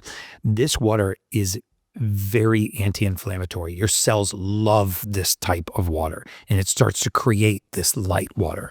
Your inflammation starts to drop. The body starts to burn fat as a fuel source. So if you're calorie deficient, then it will immediately just start burning fat from your body, which is why it strips, white fat, body fat off of your body, and visceral fat. It literally starts to shrink that fat and use it as energy. Do you gain it back when you're done with it though? Not if you transition properly to something more like if I was to pick a category of diet, sort of a paleo diet, which is, if your great grandmother wouldn't recognize it, don't eat it. It's a whole food diet that allows you to eat a lot of everything but grains, and grains are kind of the most genetically modified and highly processed foods in our diet. The new nutritional guidelines just flip the food pyramid on its head. If you saw that recently. Yeah, Robert Kennedy's doing a really good job of that. How do you feel about this? Dude, I chair the Maha Action. I mean, I'm heavily involved in that campaign. Most of the heat that I get from social media, aside from a few haters, is because I'm very vocal about what Bobby Kennedy is doing. I am absolutely committed to his agenda, and there's a lot of people that are against it, but I don't understand why they're. There's a doctor named Dr. Mike. Yeah. How do you feel about his perspective on things? Well, I mean, he gets a lot of money from pharmaceutical companies. I respect him as a physician. He's a very smart guy, and he puts a lot of good information out there. And he's attacked me several times, and some of the times that he's attacked me, he's been very valid. You know, I mean, some people that attack me on social media raise very good points, you know, because I'm not always right. And I've read articles and then put that information out on social media, and really should have done more work to have a clinical study that backs it up. And you know, I've had to recant some of the I feel things like we've all done put that on social media. And so a lot of that criticism is well founded. A lot of the personal criticism is just people personally attacking you. But so I'm not a big fan of his. Is simply because he's so opposed to Bobby Kennedy's agenda, and I think he's a lot more pro-vaccine, pro-pharma, pro-chemical, synthetic, or pharmaceutical than I would be. But he's also qualified to practice medicine, and I'm not. So I need to be cognizant of that, and so I respect that position that he's coming from. But how does he get paid by pharmaceuticals? What does that mean? Well, I think it was Abbott Laboratories, and I don't profess to know all of the details, but that. They paid him over $1 million, and he was a spokesperson for them. So, but I'm also I also get money from a lot of supplement companies, and I make money from the sale of red light beds. I make money from the sale of certain supplements. I'll make money if people buy those hydrogen tablets. But I want to see the biggest, wealthiest, most profitable companies in the world be in service to humanity. So I shamelessly do take money from. I make my living from promoting supplements and from modalities that I think are in service to people's human biology. And I think those should be the biggest, most profitable companies in America. Those that care about the compounds that go into the bodies that they serve. Those that are conscious about bioavailability of what they're putting into people's bodies. If you look at the way that pharmaceutical companies are structured, they have a fiduciary responsibility to their investor. CEO of a pharmaceutical company can go to prison for mismanaging the money on the balance sheet, not for harming somebody who they've chemically poisoned, right? They don't have a fiduciary to the human being, to the person that's actually taking that drug or medication. They actually have a fiduciary to the stock market investor to improve their rate of return. So that to me is a massive disconnection. I mean, you should, if you are making compounds or modalities that human beings are going to use, it should be for their betterment, right? It should be in service to them. Like if you are making supplements or resveratrol or CoQ10, or you're making glutathione or liposomal nutrients, you should care about the bioavailability. You should care about the outcome. And when I see companies that have that orientation, I try to stand them up, get behind them, and make them the biggest, most profitable companies. And I do that pretty shamelessly. When you get behind things that are not in service to humanity but make you money, I think that's a disconnection. Yeah. So when your advice is solely oriented around how much money you make, regardless of the outcome, the impact, the negative impact that it's going to have on somebody else's life, that's I think the disconnect. Yeah. So I don't want to attack Dr. Mike, or I don't want to attack anybody else, because my position is I'm not good because somebody else is bad. Would you guys ever have like a sit down and chat about it, or do you guys? Yeah, I'd love to sit down and chat about his position on MAHA. I mean, I think looking at Bobby Kennedy's agenda and what has happened in the first year of this administration is probably the most demonstrative shift that we are going to see in public policy. It is going to majorly shift the chronic disease pandemic that we have in this country, because we spend $5 trillion a year on healthcare, and we are the sickest, fattest, most disease-ridden nation in the world. We lead the world in morbid obesity, type 2 diabetes, multiple chronic disease in a single biome, infant mortality in civilized world, maternal mortality, And we're spending $5 trillion a year. 74% of our nutritional research is funded by big food and big pharma. So why do you think we had a food pyramid that said that Lucky Charms was more nutritious than grass-fed steak? That's crazy to me. It's How crazy. did we get there? How did we get to a place where that's Profit system. There's so much money in maintaining disease and managing symptoms. because if they cure it, then there's nothing. No money in cure. It's gross that somebody even saw that chart and was like, 175 years, you name a pharmaceutical company that's cured a single disease. Yeah, they won't. One disease. So, food is medicine. Community and connection are medicine. Faith is medicine. It's truly medicine. One of the things in the blue zones that people rarely talk about was there were some non-exchangeables. There were some non-negotiables in all of these zones where people were living the longest. One was sense of community, purpose, and mobility into later in life. And we don't talk a lot about those. I mean, faith is medicine. When you get on your knees and you are humble before a higher power, and you believe that you are in service to something greater than yourself, that is medicine. Yeah. And we think that connection comes through like our iPhones and our iPads, and it doesn't. Connection comes from human connection, having a sense of community. In blue zones, there's no such thing as assisted care living facilities. Assisted care living is mom and dad move back in with their sons and daughters until the day that they die. And maybe their only role is to go get vegetables out of the garden for dinner that night, but they have a purpose. And that is such a powerful thing that we are absent in society. We are the most disconnected that we have ever been. And by connection, I mean real, true human connection. Yeah. This is medicine. People feel like they lack purpose, they lack community, they lack connection. And when that happens, our cellular biology takes an absolute nosedive. We knew in the mortality space, I used to study mortality for a living, and we knew in the mortality space that if you wanted to cut a human being's life expectancy in half, and I mean in half, at any age, put them in isolation. We have all heard of broken heart syndrome, right? We probably had grandparents or great-grandparents that, they're married 40, 50, 60 years. What happens when one spouse dies? The other spouse goes very quickly. My grandmother. There you go. Your grandmother passed away. Days. Okay, so Yeah. what changed? Isolation. Yeah. It is the most detrimental thing to our human body. In the gospel, when Jesus is healing, he always says this one thing to all of them, and he says it is as your faith. Mm-hmm. When he tells the soldier that his man is healed, he says, "Go, your faith has healed him." When the woman touches him, and he goes, "I knew if I just touched you," he said it was your faith that healed you. So having faith has a huge healing property to it. Can I unpack your relationship with Jesus? Like, how did you come into your faith, and what has it done for your life? So I was actually raised Roman Catholic, and for most of my young life, I had no connection to the church. I didn't feel the presence of faith. It was very ritualistic to me. My father, Captain John Brecka, by the grace of God, both of my parents are still living. He was a military captain, so it was very, very regimented. Like, he ate breakfast at 0600. Yeah. He ate lunch at noon.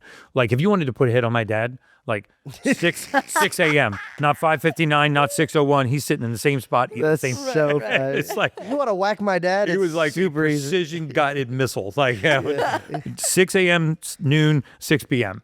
Right? Family dinners, non-negotiable. Elbows on the table. He would smack me at the table. And so he was like, in fact, to this day, I'm 55 years old. And I can feel when I start to put my elbows up and lean on the table, I feel the smack coming, dude. I haven't been smacked in 40 years, dude. But I can still feel it. That's so funny. And it would just be like a little tap. And I'm like, so we would get up on Sunday morning. I would put a suit on. And it was always before I wanted to wake up. I was like, oh God, I want to sleep, And then we would get in the car. We'd drive to Our Lady of Sorrows Church. We would stand up, sit down, stand up, sit down. We'd get communion in. Faith be with you, peace be with you. And I would listen to the sermon. It was usually a little bit of condemnation. Some of our sermons were in Latin. And then we would leave. And we would have like really shitty coffee and donuts. We get back in the car and go home. And so when I got into college, I got as far away from my faith as possible. And then a lawyer of mine tricked me into going to a Promise Keepers convention. I don't even know if Promise Keepers is still around, but it was a Christian men's movement, and it was called Promise Keepers. It was massive, and they would fill stadiums full of Christian men. And it was a Christian men's movement, and he took me to a Promise Keepers convention in Soldier Field. This is before Soldier Field was even renovated in Chicago, when I was in graduate school. And there was a moment when 70,000 men joined hands and said the Lord's Prayer. Oh. And I knew the Lord's Prayer because I had to say it every Sunday. So that one I had down. Oh, praise God. And That's I so bowed cool, my head man. and I started saying the Lord's Prayer. And I kid you, I'm getting goosebumps all over my body right now. Oh, man. The Holy Spirit just from heaven shot down like a dove, huh? Brother, 70,000 men echoing that from Soldier Field, holding hands. I got goosebumps from head to toe. I started bawling like a child. I didn't know why. I just started crying. And the pastor was down at the stage and saying, you could come down and give your life to Christ. I didn't even know what it was about, but I was like, felt compelled to do it. And I feel like emotional right now. And I went down to the stage and I just got on my knees and I repeated after the pastor and I just gave my life to Christ. And that, I don't want to say that I became this incredible, like, God-fearing Christian man from that day forward. No, but the relationship begun. But what I loved about that moment in every moment since was that I didn't need an institution. I didn't need a church. I didn't need other people around to see me pray or express my faith. I could have a direct relationship with Jesus Christ. Yeah, amen. And I could lay my problems at the foot of the cross. Yeah. And so I developed a very private, what I would call a private relationship with Jesus. And prayer and sitting in silence is a part of every morning for me. And prayer started as like my wish list to Santa Claus. Like, you like your Christmas list, like, here's all the shit I need. Hey, Lord, you listening? I got a lot of stuff then. If you're paying attention, here's what I need today. Ask and you shall receive, right? Yeah, it was great. And but it has morphed into me just taking that moment to truly give thanks. Praise God. And it's caused me to focus on what I have and not what I want. And I truly believe it is what's brought me closer to my family. The greatest blessing that God ever bestowed upon me is deep, meaningful relationship with my children. So my relationship with my children has improved. They all work for me. They work in the same company. That hydrogen company is my son's. He's an incredible endurance athlete. My daughter has a chemical-free skincare line that she's doing. My youngest is in college, and my very youngest just graduated yesterday from high school. And they're all moving into the business, and they all eat clean. They all move their bodies. They're all super committed to this space because I was able to take science and make it really cool. Yeah. But they also are all very, very strong in faith, That's the best. Every time we board a flight, put our hands on the nose of the plane, we pray together. We give thanks at every meal. In the mornings, I'm just silent, which was also a very difficult thing for me, like just to sit in silence. I think it's difficult for most of us to truly be still. And so I take that moment of stillness and I isolate the things in my life that I'm very grateful for, and I just give thanks for those. And I never pray for knowledge, I pray for wisdom. Yeah. That's good. Because I want God to use my message as a vehicle for good. And I want to make an impact on humanity, and I want to do His will. So I pray that I do His will, and I pray that I pray for wisdom, and I try to educate myself, which I would call knowledge, but I pray for wisdom. Like, how do I take this knowledge and let it flow through me to impact as many people as possible? Because I believe that the information doesn't belong to me, right? It belongs to humanity. Hard, man. Yeah. It's a blessing to have it flow through you. I have this conversation with people all the time, and I go, I think depression and anything underneath the umbrella can all be healed with just a relationship with Jesus. Because, for example, me even wanting to heal my body, right? Prayer instead of being lazy or just just sitting into my own schmuck and telling myself, oh, this is fine. Anybody would be doing this if it was me or whatever, right? The reason I even wanted to change my body is because first there's a spirit, and the spirit renews my mind. That portion of the renewal of the mind is it's more life-changing than any medication, any supplement, anything could do. It's being born again. You are a new creature and you see things with a different eye. Like I've caught myself when things would be very, very tough. I look at it like, this is an opportunity for me to praise God. Yeah. And I would watch my neighbors turn to me and be like, hey, dude, you're different. Like small things used to shatter you. And now you look at a huge mountain and roll up your sleeves because it's no longer alone. I don't feel alone. I feel like there's a mighty God behind You feel me. a connection. Oh, that man. connection is medicine. Amen. It truly is. If you believe in the universal law of attraction, right? What you're believing in is a sensitivity to frequency. We call this intuition. Like we say women are more intuitive, Yeah. right? But that's not true. Women are more sensitive to frequency.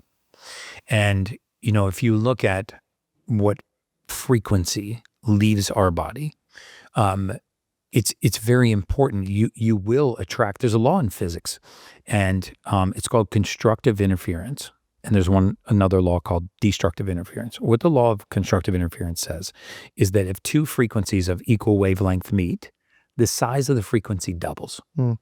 This is why you can get energy from conversation. This is why you can get energy from other people. Right. This is also why people can suck the energy out of you. Yeah. Because destructive interference says two frequencies of opposite wavelength meet, they cancel out. Right? So, you know, I call them a sucky bus, right? I mean, you've had those. I'm going to start using that. I don't hang out with him. He's a sucky bus. He's a sucky bus.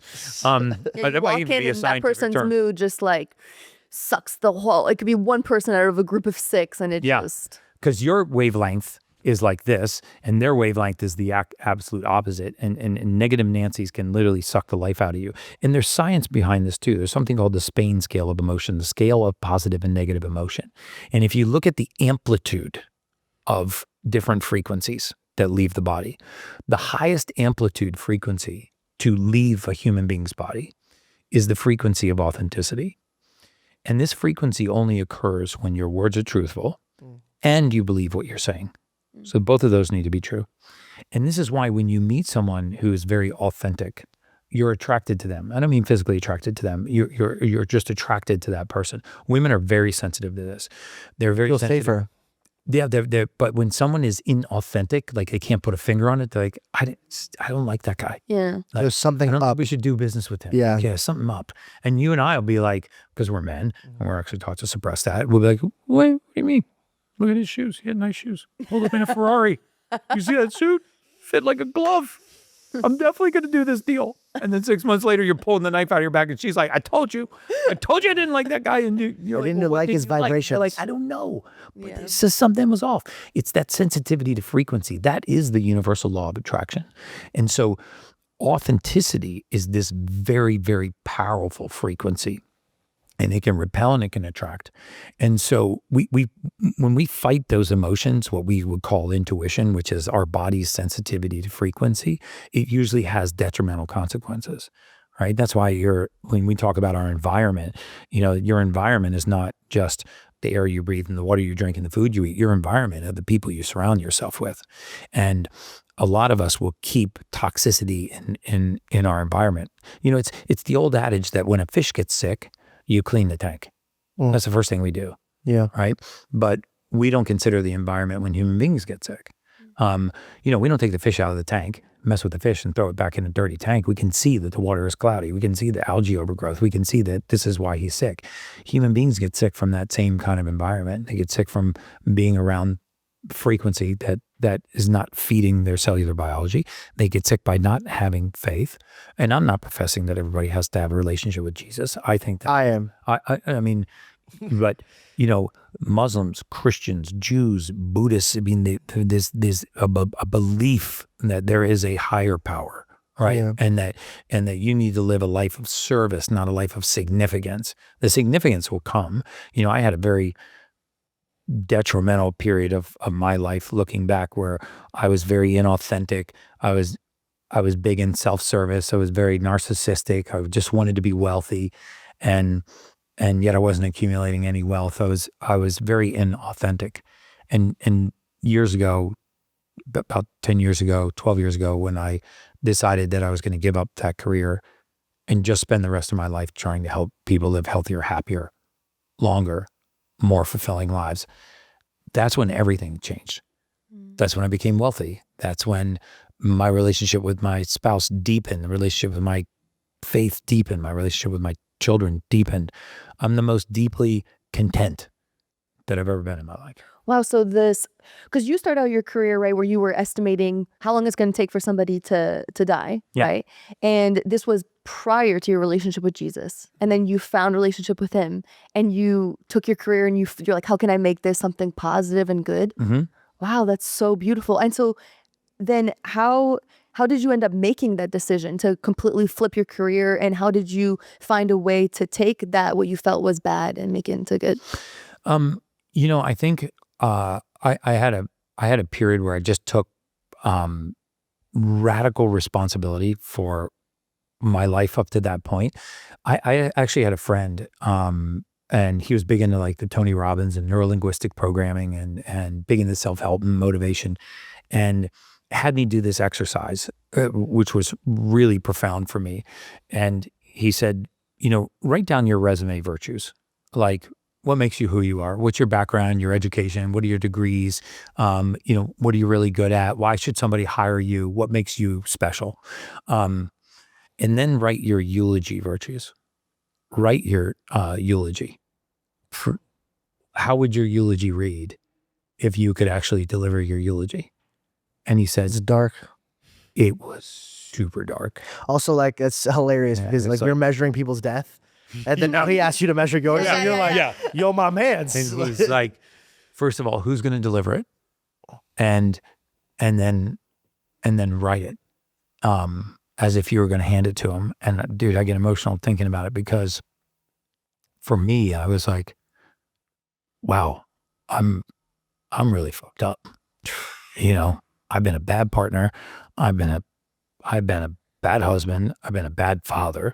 I'm actually not the person that I would actually like to hang around.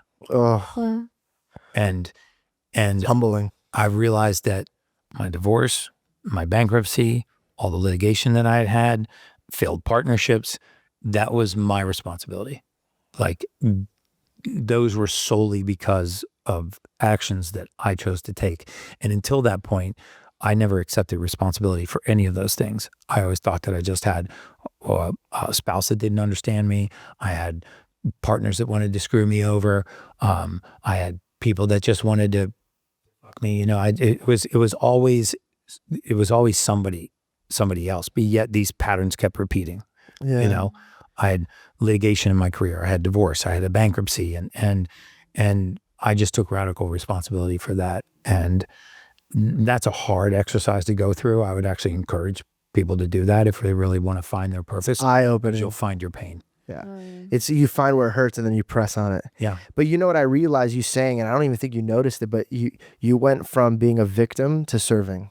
Yeah. Like, that's why Jesus says, why are you so busy worrying about his plank in your eye when you have a whole, like, a lot of stuff in yours? So when you go, oh, I thought it was my partner, I thought it was this, I thought it was that, and then your brain goes, oh, I don't like this characteristics, let me work on me. Let me just stay here.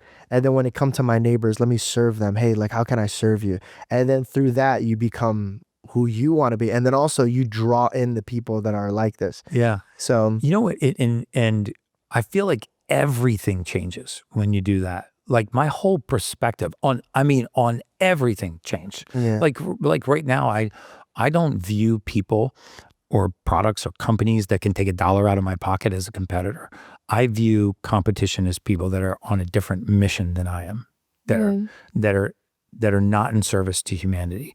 So, like, I will shout out my competitors all the time on, like, podcasts and stage talks and lectures and interviews, and sometimes like Symbiotica, they're a supplement manufacturer, and I never had a affiliate deal with them, but I would always shout their products out. I would always put them in my challenges, and their founder would call me all the time, Shahab. He's like, dude, do you want an affiliate link? Like should we choose?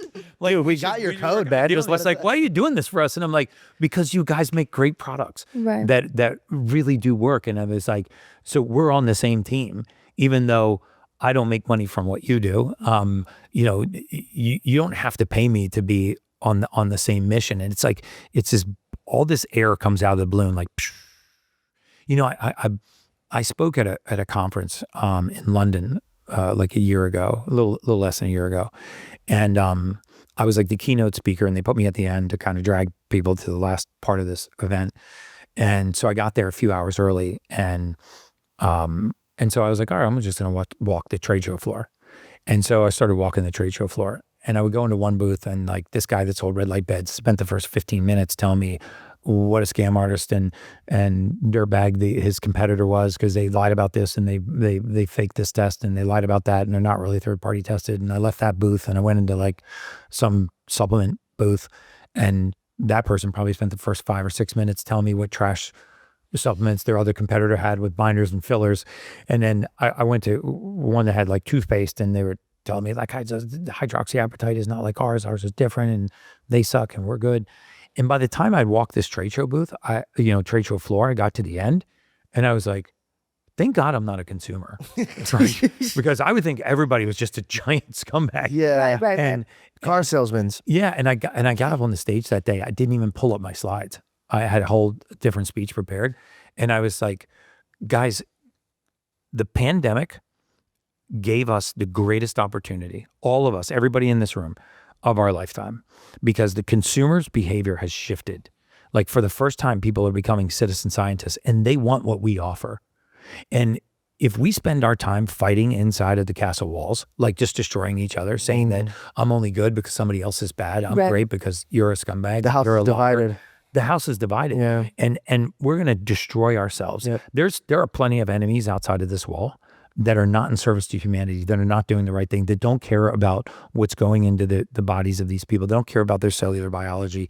They're just there to profit. Yeah. But I feel like the people that are on this anti-aging and longevity and wellness boom right now, we're all in the same team. We should shout out our competition.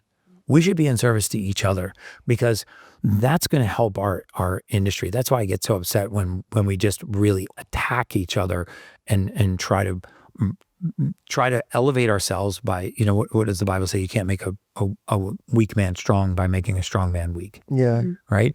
And so I just felt compelled to give this whole talk about how we just need to stop that kind of nonsense, and we need to support each other. And you have to decide, is competition somebody that can take $1 out of your pocket, or is competition somebody that is on a different mission than you are? Right. And I would argue that competition is somebody that's on a different mission than you are. And if we could bring the industry together like that, the tide would raise all of our boats. This is supposed to be an $8 trillion industry in the next 10 years. There's plenty to go around. There are more people that need us than there are people to serve them. Yeah. So I don't know how I got down that path. No, but this is brilliant, because this falls in all categories. No. It falls in all categories. Yeah. Like even Christian brothers will be like, no, I worship God better than you. Exactly. And then we say, instead of us sharing the gospel, we're like fighting each other on who worships God more. And then all the other people that don't want anything to do with Jesus, they're like, why would I want to be a part of you guys? Yeah. You guys are just fighting. Protestant, Catholic, Baptist, or you're like, it's like, let's stop it, guys. I mean, we have a direct relationship. Yeah, I totally agree with that.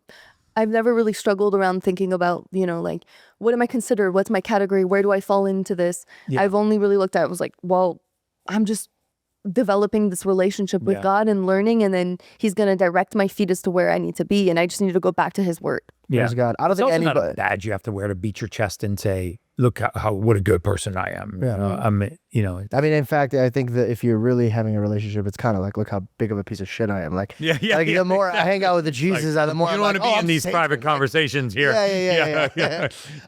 Still a lot of soul searching going on. Also, I think like at the end of the day, man, like when Jesus comes back, I think there's going to be Catholics, there's going to be Baptists, there's going to be all this, and they won't be named a certain thing. They'll just be named the ones who are following Jesus. Yeah. You know, I think it's just the people that are following Jesus. There's a major spiritual war going on, and not just our country, but around the world right now. It's almost like a good versus evil.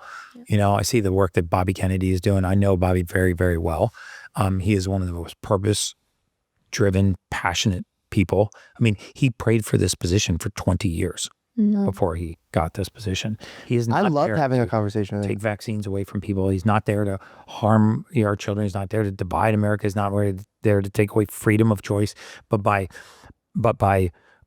reducing vaccine mandates, for example, he's giving us personal control.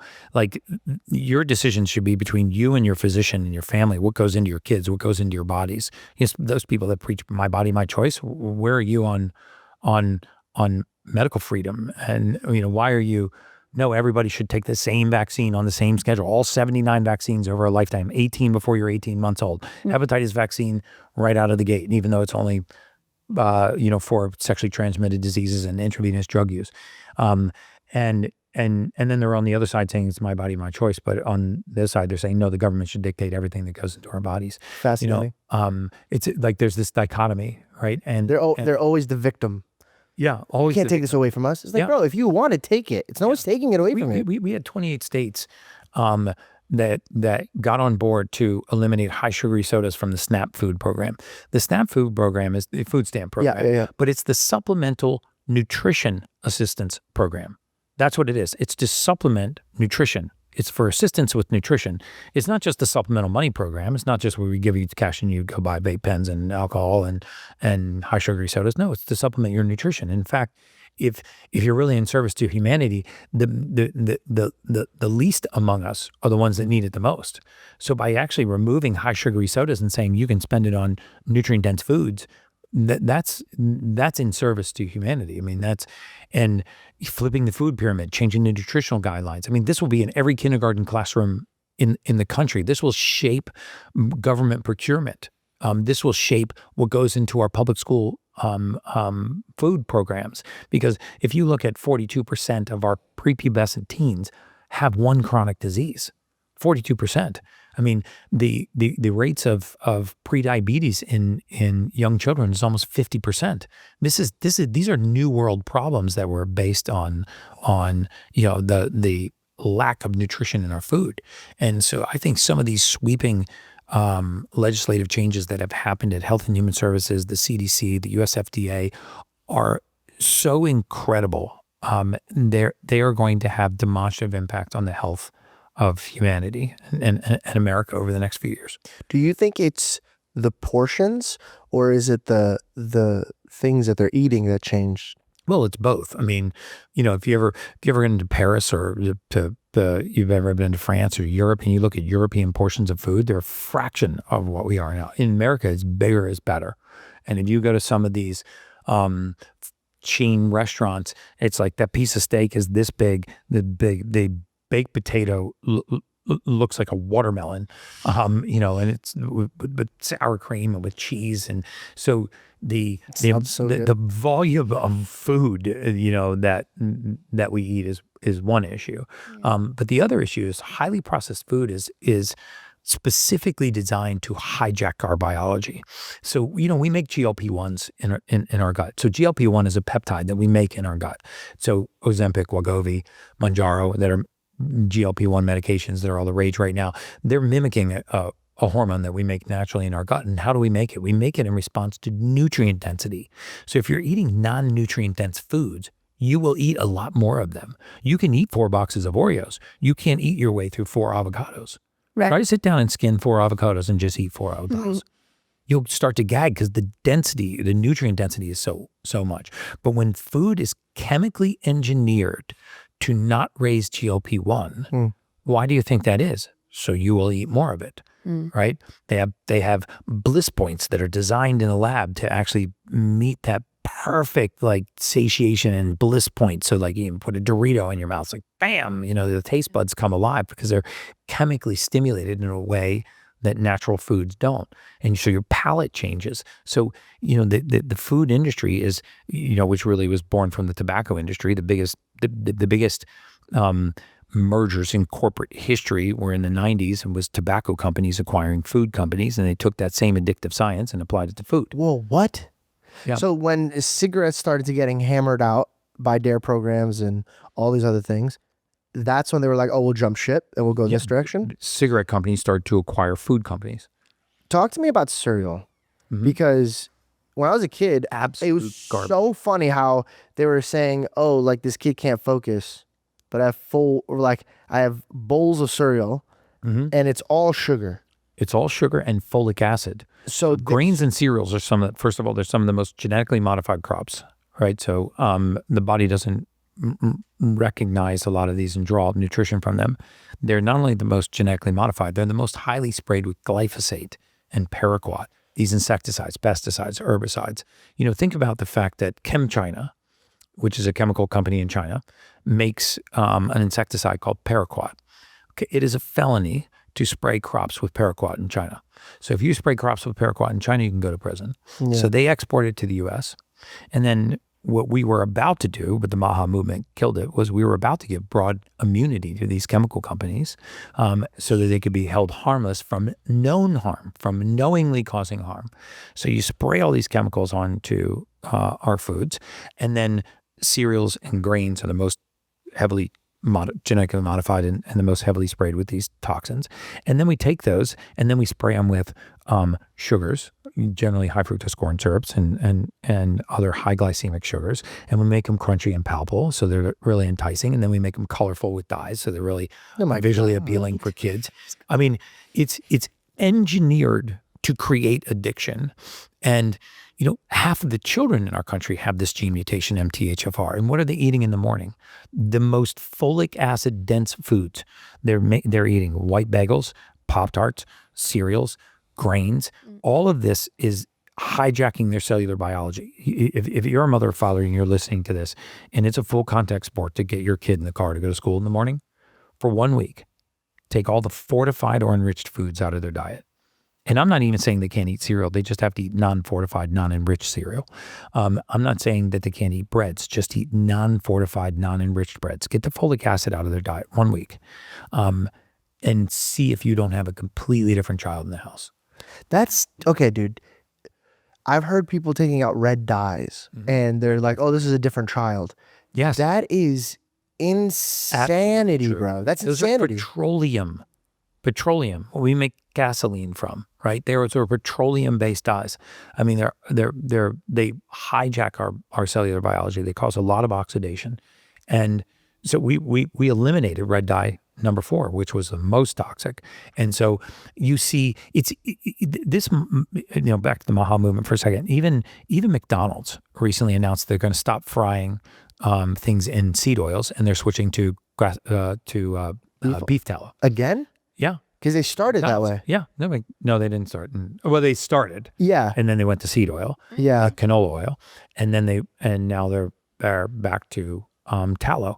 I mean, now, am I saying that's going to make all McDonald's highly nutritious? No, but that is a major step forward. Right, yeah. Right? Absolutely. Because these oils are really like... They're rancid, they're putrefied, they're degummed with hexane, they're deodorized with sodium hydroxide. Hexane is a powerful neurotoxin. Sodium hydroxide is a powerful carcinogen. They're rancid, and then we're just piling these, foods that are fried in these rancid seed oils into our body. That's starting to shift. We're not saying you can't eat fast food, but you can't tell the difference between a French fry fried in canola oil and a French fry fried in tallow. But they're materially different with what they do to your cellular biology. How do you feel about sourdough? I'm a huge fan of sourdough. Yeah, that's the only form of bread, I guess, that I eat. So what is it that makes sourdough okay, and then like the regular? Because they say the whiter the deader or something. Yeah, like that? the whiter the bread, the faster you're dead. I think that's the saying. So white bread is enriched, bleached flour. So it's bleached. And now when they say bleach, are they actually talking about bleach? Bleach. Yes, bleach. Dude, it kind of sounds like a joke. Yeah. Like when you hear this out loud, it's crazy. It kind of sounds like there's somebody in the kitchen. They're like, how do we kill these kids? And they're like, all right, we're not getting them enough. Quickly. Let's try bleach. Kill you slowly. Right. Because the money is in the food leading to the medicine, right? And so, You don't want to create sudden death. You want to create sort of a long, agonizing chronic condition that you can manage, right? So you want to create a lot of inflammation so you can manage with an anti-inflammatory.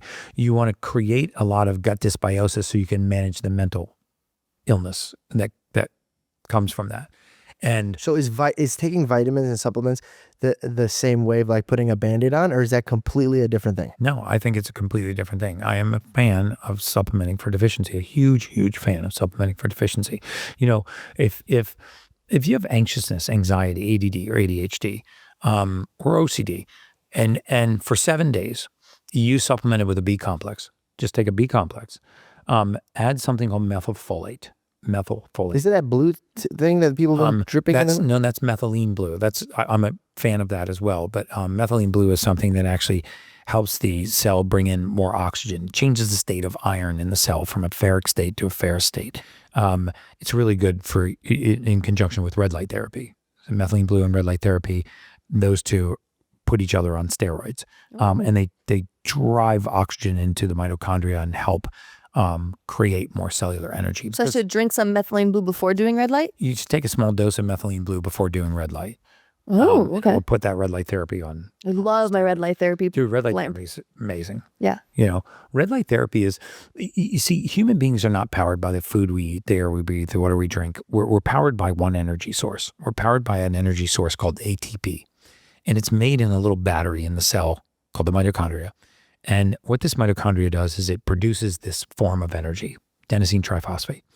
And if you imagine a cell, and you went inside the cell and you found this little battery, this mitochondria, and you went into the mitochondria and you said, how is this thing working? Well, there's a motor in there and it's spinning around, and it's called the Krebs cycle. And every time this motor makes one revolution, it has two choices. It can create 2 units of energy. So it makes one revolution. It can create 2 units of energy, 2 ATP.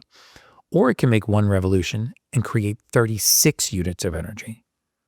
So what's the difference between whether or not this motor makes 16 times more energy or 16 times less energy? The presence of oxygen. If oxygen enters the cycle, aerobic respiration, you create 36 units of energy. If carbon dioxide enters the cycle, anaerobic respiration, you create 2 units of energy. And the reason why I say that is because what red light therapy does is certain wavelengths of light, they actually pass through the cell wall, they pass through the wall of the mitochondria, and they kick out a gas in the mitochondria called mitochondrial nitric oxide, and force oxygen to dock. So this happens at one of the stages of the Krebs cycle called cytochrome C oxidase. But the outcome of this is red light therapy kicks out one gas, nitric oxide, and forces oxygen into the mitochondria. So what happens then? 16-fold step up in cellular energy. It's literally like a battery charger for your cells. So I'm a huge, huge fan of red light therapy. So cool.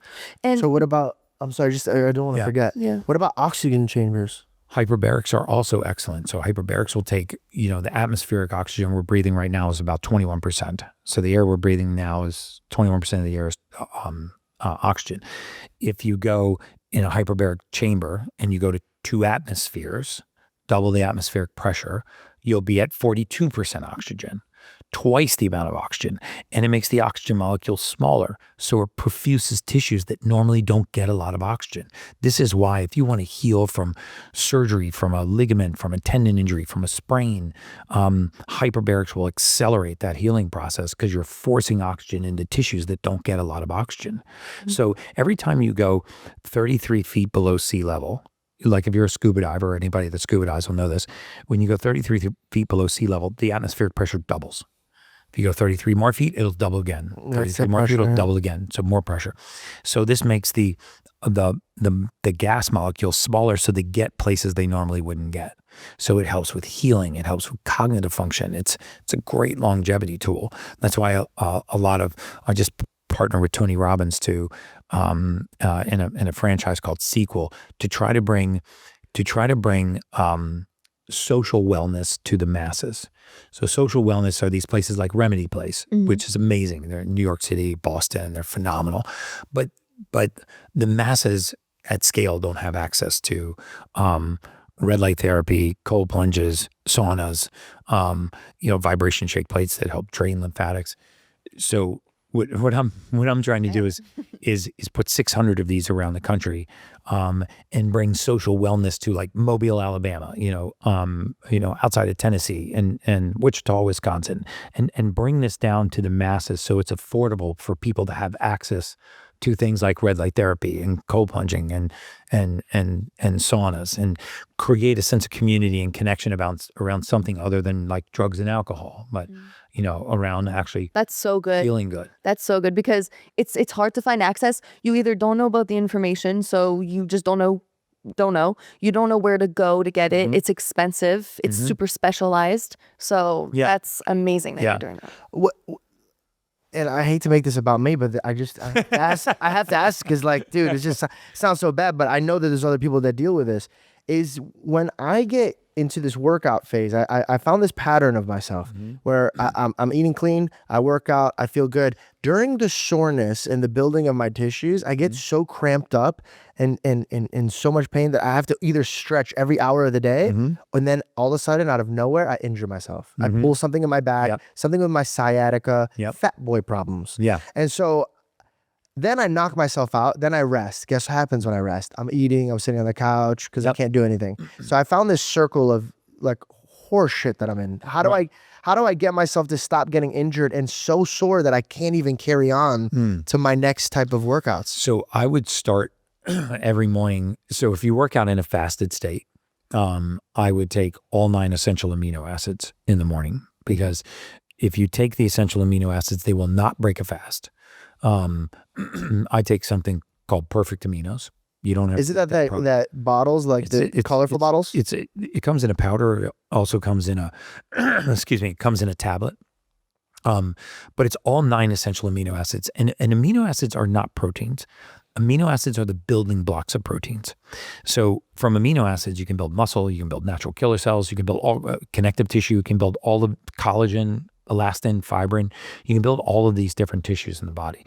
Like if you're interested in your hair, skin, and nails, take essential amino acids, right? We can't target direct protein in the body, so we don't eat our nails to grow our nails. We don't eat our hair to grow our hair, but we think we can eat collagen to grow collagen.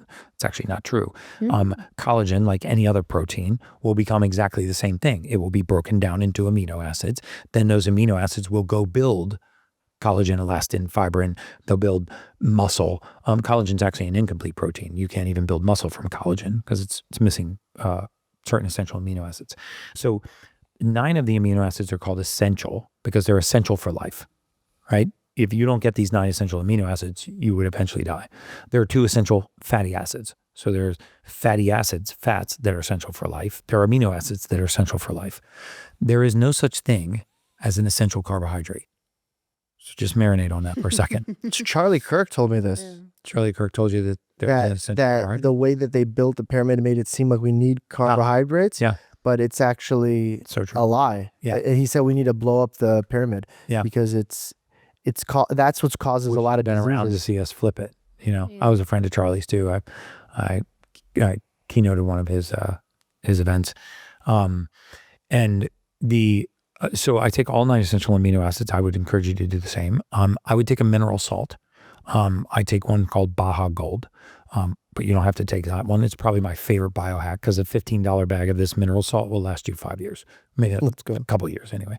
Do you do it where you put it underneath your tongue? And then you can put it underneath the tongue. They make a liquid version. So I take a 10-ounce glass of water. I squeeze 2 droppers of a mineral salt. I put a scoop of Perfect Aminos in there, and I throw in 2 hydrogen tablets. These are the elemental magnesium tablets that effervesce into hydrogen gas. Hydrogen's impact on exactly what you're talking about, which is called DOMS, delayed onset muscle soreness, how slowly your muscles recover after exercise, is non-questionable. I mean, the research is absolutely clear on the impact that hydrogen has as a selective antioxidant in the human body. Circulation, inflammation, warding off of delayed onset muscle soreness, improving transmission times in the brain, short-term recall, focus, concentration. Is that what this does?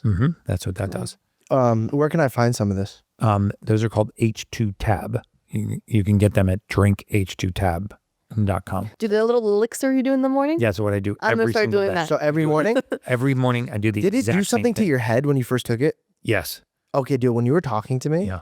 it was like a few minutes, maybe 10 minutes after I drank it. Yeah. And I was like, one, I got to pee. And two, I feel like somebody shook my head. Yes. And there was like fizzing going on in my head. And I was like, Inflammation just No way. out your brain. yes. Okay. So that's normal? That's very normal. Okay, good. I Yeah. thought I was And then dying. you're going to feel like you're going to feel awake and clear.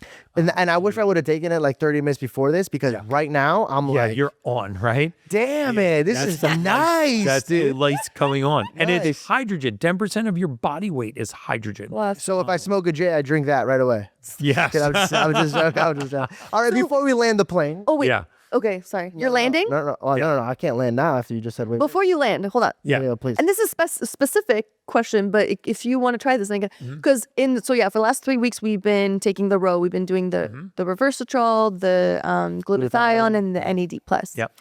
And we take all three at the same time. That's fine. With a shot of pomegranate juice. That's okay. That's fine. Should I take it before or after this fizzy elixir? So what I would do is if you work out in a fasted state, Yes, I do. you absolutely should take all 9 essential amino acids, right? It's equivalent to 29 grams of whey protein, but it does not break a fast. Okay. So, you don't want to break down lean muscle. You want to burn fat. Right. And so, I do that every single morning, like clockwork. So that's the way that I start the day. And I would take those after you exercise. Got it. Right. Okay. Yeah. And is it bad that I drink coffee right after I've taken it? No. Oh. Not at all. I'm a huge fan of coffee, actually. I mean, there are a lot of benefits to coffee. Slightly delaying your coffee, if you can do it for 16 to 90 minutes in the morning, will make it a lot more effective. I heard you talk about this. Yeah, but it's what we put in the coffee, not MCT oils are great. I use whole milk or whole cream. I try to get raw milk and raw cream, and honey. Those are excellent things to put in your coffee. I do honey. Depends how I'm feeling, if I'm in the mood for it, but I'll do raw cacao powder and goat milk. There's also a powdered creamer called Alkamind, and it comes in like a caramel flavor. It comes in a vanilla. I love the vanilla. And Alkamind will actually reduce the acidity in the coffee. For the record, I do not have a deal with Alkamind.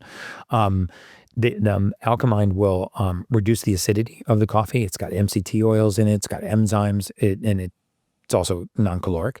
And it makes the coffee creamy. It gives it like either a vanilla or a mocha or a caramel. Is it dairy? Flavor.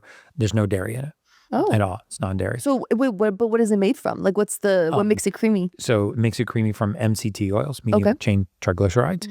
There are enzymes in there, and there are compounds that actually take the acid out of the coffee. They reduce the acidity of coffee. So you still get the caffeine, still get the taste. I personally like coffee a little creamy, but a lot of people drink black coffee, which is fine too. Remember though, that coffee is a major source of mold toxicity. Right. So it has a type of mold toxin called ochratoxin A. And a lot of people will see this in their urine. And mold toxicity is a real thing. I mean, I live in the mold capital of the world, which is Miami, Florida. Oh, bro. Yeah. I know. Yeah. Every time I'm there, I'm wet. Yeah. Yes. Yeah. All right, bringing it back to you before we head out of here. What is your chapters looking like right now? Like, what is your life looking like? You blew up quick, and now everybody, thank God, is like trying to listen to you, take notes. We got crazy people that are athletics or Tony Robbins or Steve Harvey. Like, all these people are coming to you. It might be a little overwhelming, and you also have your own projects with your family and stuff. What does a life look like for you right now? So for me, I'm trying to consciously live a life of service. So I heard John Maxwell talk about the difference between a life of significance and a life of service. And so I'm intentional. I'm trying to be as intentional, as authentic and intentional as I can with the information that I give out. I always want the information to be free. But as a capitalist, I'm trying to build the largest, biggest, wealthiest, most profitable companies that I think I partner with them and that I believe are in service to humanity. Everything from red light therapy to hydrogen inhalation to supplementation to even nutrition. Like my daughter is starting a chemical-free skincare line. It's made from grass-fed, grass-finished beef tallow. So I'm acquiring the farm that's going to raise the cows and the chickens and the goats, and we're going to harvest the tallow from that farm. We're going to render the tallow, and we're going to put that into skincare. So the next phase of my life is from a business standpoint, is trying to build wealth around companies that are in service to humanity. I have interest in 23 operating companies right now. I'm wrapping that into a healthcare fund so that I can raise capital and fund the inventory for companies like Ion Vest that makes these weighted vests that I believe are biometrically the best vest to put on your body. They're, so you can do rucking, you can get more out of less time. So I have 23 of these different operating companies, and my intention is to blow those into very large, very, very wealthy, very profitable companies. I've also been a lot more intentional with my time. I did something this year called the Big Ass Calendar, which I got from Jesse Itzler, where my wife and I, between Christmas and New Year's, we took 4 days. So the day after Christmas, we have a little log cabin in Colorado. It's our favorite place in the world. So we went out there with the family and digital detoxed for 4 or 5 days, just intentionally spent time with the family. And we designed our entire 2026 for the first time. And the first thing that went on there was family time. The next thing that went on there was vacations. The next thing that went on there were big audacious goals that we want to do. My son just did this, I did a great world race with my son, 7 marathons, 7 continents, 7 days. He just did a 100-mile race here. Started off the year strong. Real strong, dude. So I put those things onto the calendar first. And now I'm letting the staff fill in the rest of the calendar around those times. Because if not, you'll just get busy and the things that you care about the most will take a back seat. Right. And so from a monetary standpoint, from a business standpoint, and that's what I'm doing. I'm opening a healthcare fund, and I'll take institutional money to help really grow and accelerate the exposure for these companies. And I hope that they become the biggest, most profitable companies in the world. So if you had to rewrite your eulogy, would you be in a lot better place? I'd be in a lot better place now. Is that what a gift that God gives us, that we get to you look back, because imagine that was your deathbed, God forbid, and you sat there and you don't have, I think people, dude, if I had exited at that time, I think life is itself is such a thing to be grateful, or you could be in a hole right now, and then if you have God fill it, is oh, dude, it's insane. Yeah. You told me that you fly. Mm-hmm. One, why did you start flying? Because that's what people ask me, and me, I just want to be free. Mm-hmm. And then 2, it's are you going to continue this, or Yeah, I'm not as current as I would love to be, because I'm busy. But that is one of my it's on my list in 2026 because I miss it so much. And look, I'm a pretend pilot. I was VFR rated. I flew a single engine prop plane. So hey, man, I don't want to get too ahead of myself. You still have your license. Call myself a pretend pilot, but I flew a little plane called a DA-40XL, which is just a little composite low wing aircraft with a center stick, and I love that plane.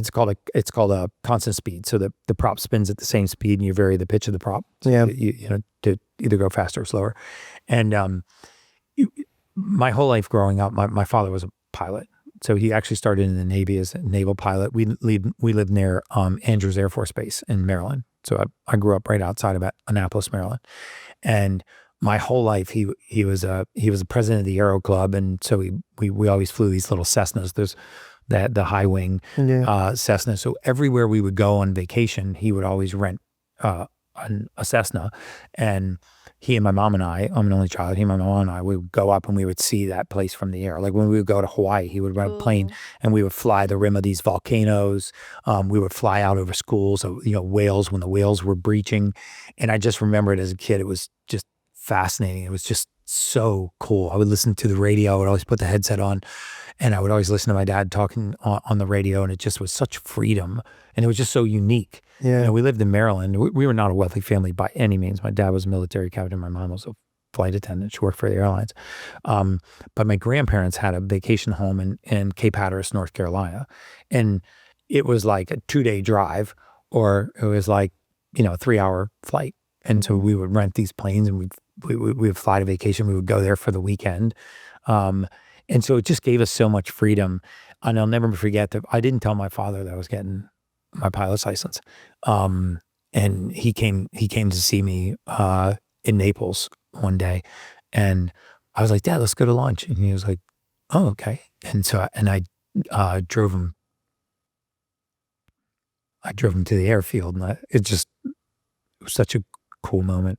I drove him to the airfield and, told him I had my pilot's license.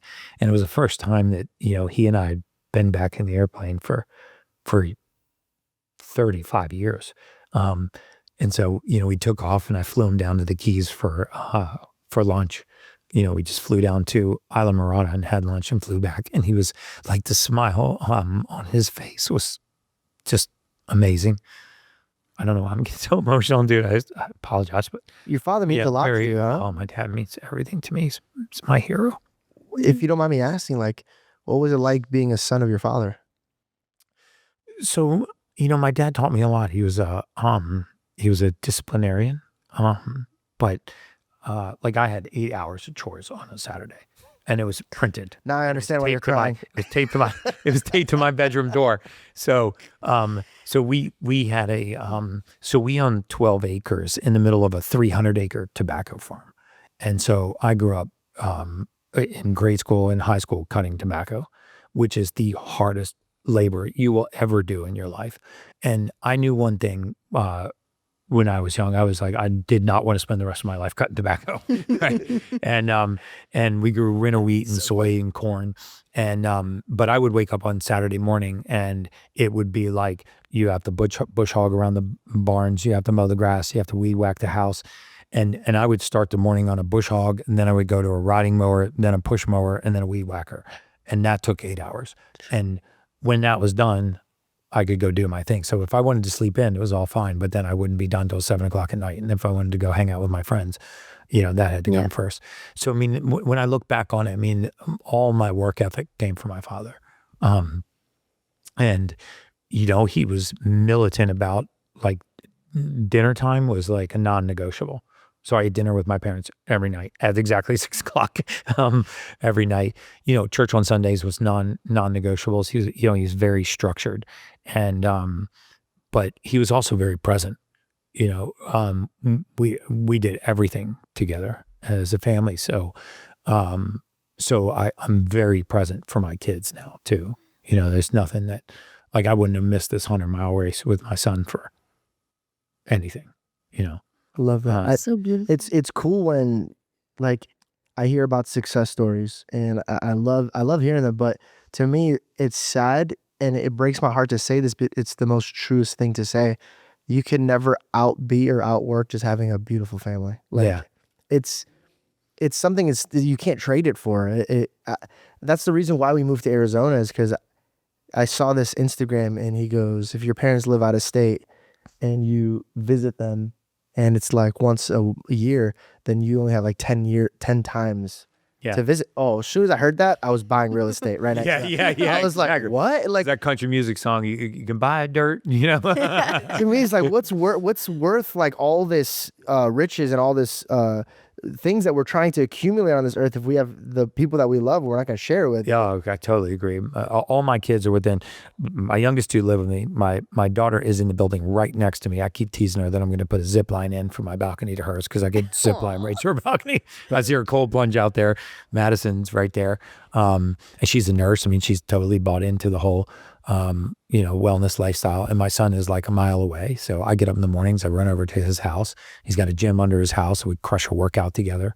Usually me, him, Zach Efron, and my house manager, or, whoever's working out with us that day. And then he does his extreme training. Do you ever play High School Musical while you guys are working out? I should probably try that next time. I think you should. Yeah, It's really funny, actually. High School Musical. You really should. He's a great human. Yeah. It's like, bro, turn that off. He's a gangster, dude. He's fit. But I heard he has a great mindset too. Great mindset. Yeah. He is an absolute gem of a human being. Yeah. And he's crazy into biohacking. He's in my hyperbaric chamber 5 days a week. Hey man, Yeah. I know. Anybody who looks at this man is like, dude, like anytime you want to dap him up, you just wish your wife is not anywhere near you. Yeah. At all. Like I did a brand deal for Baywatch, and I remember standing next to him, and I was like, does this guy even know what fat is? Like, and he even there was an interview. He goes, yeah, I hated being this shredded. I go, dude, everybody hated that you were that shredded. It just made them look in the mirror. Remember, they can't get that shredded, dude. Please. Yeah. Wait, did you say you have a hyperbaric chamber? Mm-hmm. I have 2 of them actually. Yeah. That's I'm a big so believer. sweet. I was thinking of investing in one and getting one just because. Start with a soft chamber. They're not, insanely expensive. Are they? But is it big of a Is it difference? worth it? Well, it'll get you to 1.3 atmospheres, and there's a lot of benefits at that pressure. Oh, wait, question: is flying gonna hurt me? No, but you don't want to do a hyperbaric within 12 hours of flying. Ideally. Why? Depending on the pressure, even 8 hours of flying. Because remember, in flying, you're going above sea level, so the barometric pressure is dropping. In hyperbaric pressure, you're increasing pressure. Yeah. So you're really just increasing that distance. That's what I'm saying. Can it be I mean, dangerous? if you think about it, can be dangerous. So if you're young and healthy, probably very little danger. But I think most hyperbaric experts would say, don't fly within 8 to 12 hours of having done a hyperbaric session, especially at 2 atmospheres. When you're on a commercial plane and that plane's at 41,000 feet, you're at 8,000 feet. Yeah, People don't realize they that. pressurize it. They Yeah. pressurize it at 8,000 feet. So if you fly from Miami to Los Angeles, you just sat in Aspen for 5 hours, right? So most people think they're getting motion sickness. They're not. They're getting altitude sickness. Yeah. Right. So, so you just be conscious of that. That's why it's just so important to hydrate and mineralize on long flights, because you have low barometric pressure, static electricity, you have dry air, and sometimes less oxygen, and you're in a tube with a bunch of people. So, but 8 to 12 hours after a flight, by all means, hyperbaric session. And actually, I wanted to ask you this earlier, but before I forget, because I think a lot of people get stuck on, the quality of something, and then sometimes you get so overwhelmed with choices that you just sort of like, never mind. So how important is it when it comes to the quality of, for example, red light therapies, the shaking boards for the lymphatic drainage, how expensive should they be? What's the difference between the quality of how they work? Yeah, so I try to give a lot of recommendations for that stuff on my site, even whether I have an affiliation with that company or not. I'm a psychopath about testing, because I've gotten myself in a really bad place by taking manufacturers' data and as gospel, and then promoting that product and realizing that They lied. They actually lied. Yeah. And this is very true in red light therapy. You need a few things. You need certain nanometer wavelengths that are therapeutic. So the wavelength of the light matters. And then you need something called milliwatts of irradiance. I mean, how hard is that light being driven, right? You need about 30 to 35 milliwatts of irradiance in order for it to be therapeutic light, unless you're using like a red light face mask, which is just for topical collagen, elastin, fiber, and a little circulation in the face. But to be therapeutic, you need these milliwatts of irradiance, and there are great beds out there. Hue Light, Spectra, Arc. There's several manufacturers. I do have a relationship with Hue Light. I don't with Spectra and Arc, but they make great beds. And so these are red light therapy beds that are very therapeutic. When we open these ultimate longevity centers, these centers where people can go and do these therapies, those red light beds will be very therapeutic. The other thing about shake plates and vibration plates is it's a very bad idea to rattle the body. Mm-hmm. So just vibrating the body is not a good idea. You want to move the body in a vertical plane, right? So like Sonic and some of these shake plates only go in a vertical plane. That's what you want, right? That vertical motion, that Yours doesn't do that. It creates. How do you know though? Because it goes like this. Okay, so and my body goes moving. like this. If it's moving up and down, that's good. If it's sort of rattling side to side, some of them Just shake. go like this. You don't want to rattle the body. Oh, okay. Or That's what we shake know. the Ours body. doesn't rattle. Bubba, you look like you're twerking for like Exactly. 3 hours. I love it when Look she's like on you're her plate, vibrating. bro. I was like, Right, babe, yeah. this health hack thing that you've been doing, man, I really like it, dude.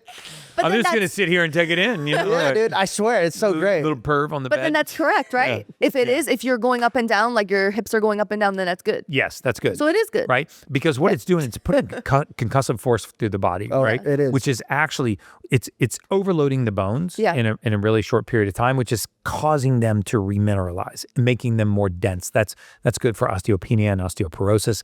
These shake plates have been shown to actually improve bone density, and women struggle with bone density, right? And not because of a lack of calcium, by the way. Can I just divert on that for 2 seconds? Yeah. So our bones are not calcium, contrary to popular belief. Our bones are calcium combined with something called phosphorus, and they form something called hydroxyapatite. So our bones are hydroxyapatite. In order for calcium and phosphorus to form hydroxyapatite, you need 12 minerals. The vast majority of people with soft bones are mineral deficient. They are not calcium deficient. If you went to assisted care living facilities all over the world, you would find elderly men and women that have osteopenia or osteoporosis, brittle bone conditions, that have been on calcium supplements for decades. Calcium is not the answer. Minerals are the answer. That's why I take a mineral salt every morning, right? Because you'll get all 12 of those minerals that you need to create bone density. So when you're on a shake plate and it's moving in a vertical plane, it's helping improve your bone density. It's also draining your lymphatic system.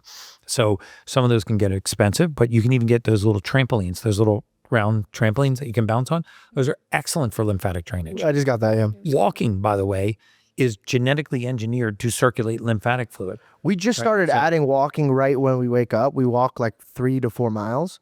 And dude, it's improved my mood. Just being outside underneath the sun, just like I've changed the way I work. Now I'm either on a bike or I'm like on a phone, but I'm always outside. I'm going to do you a solid right now. So if you walk every day, I'm going to send you both an ion weighted vest, and I do have a financial relationship with them.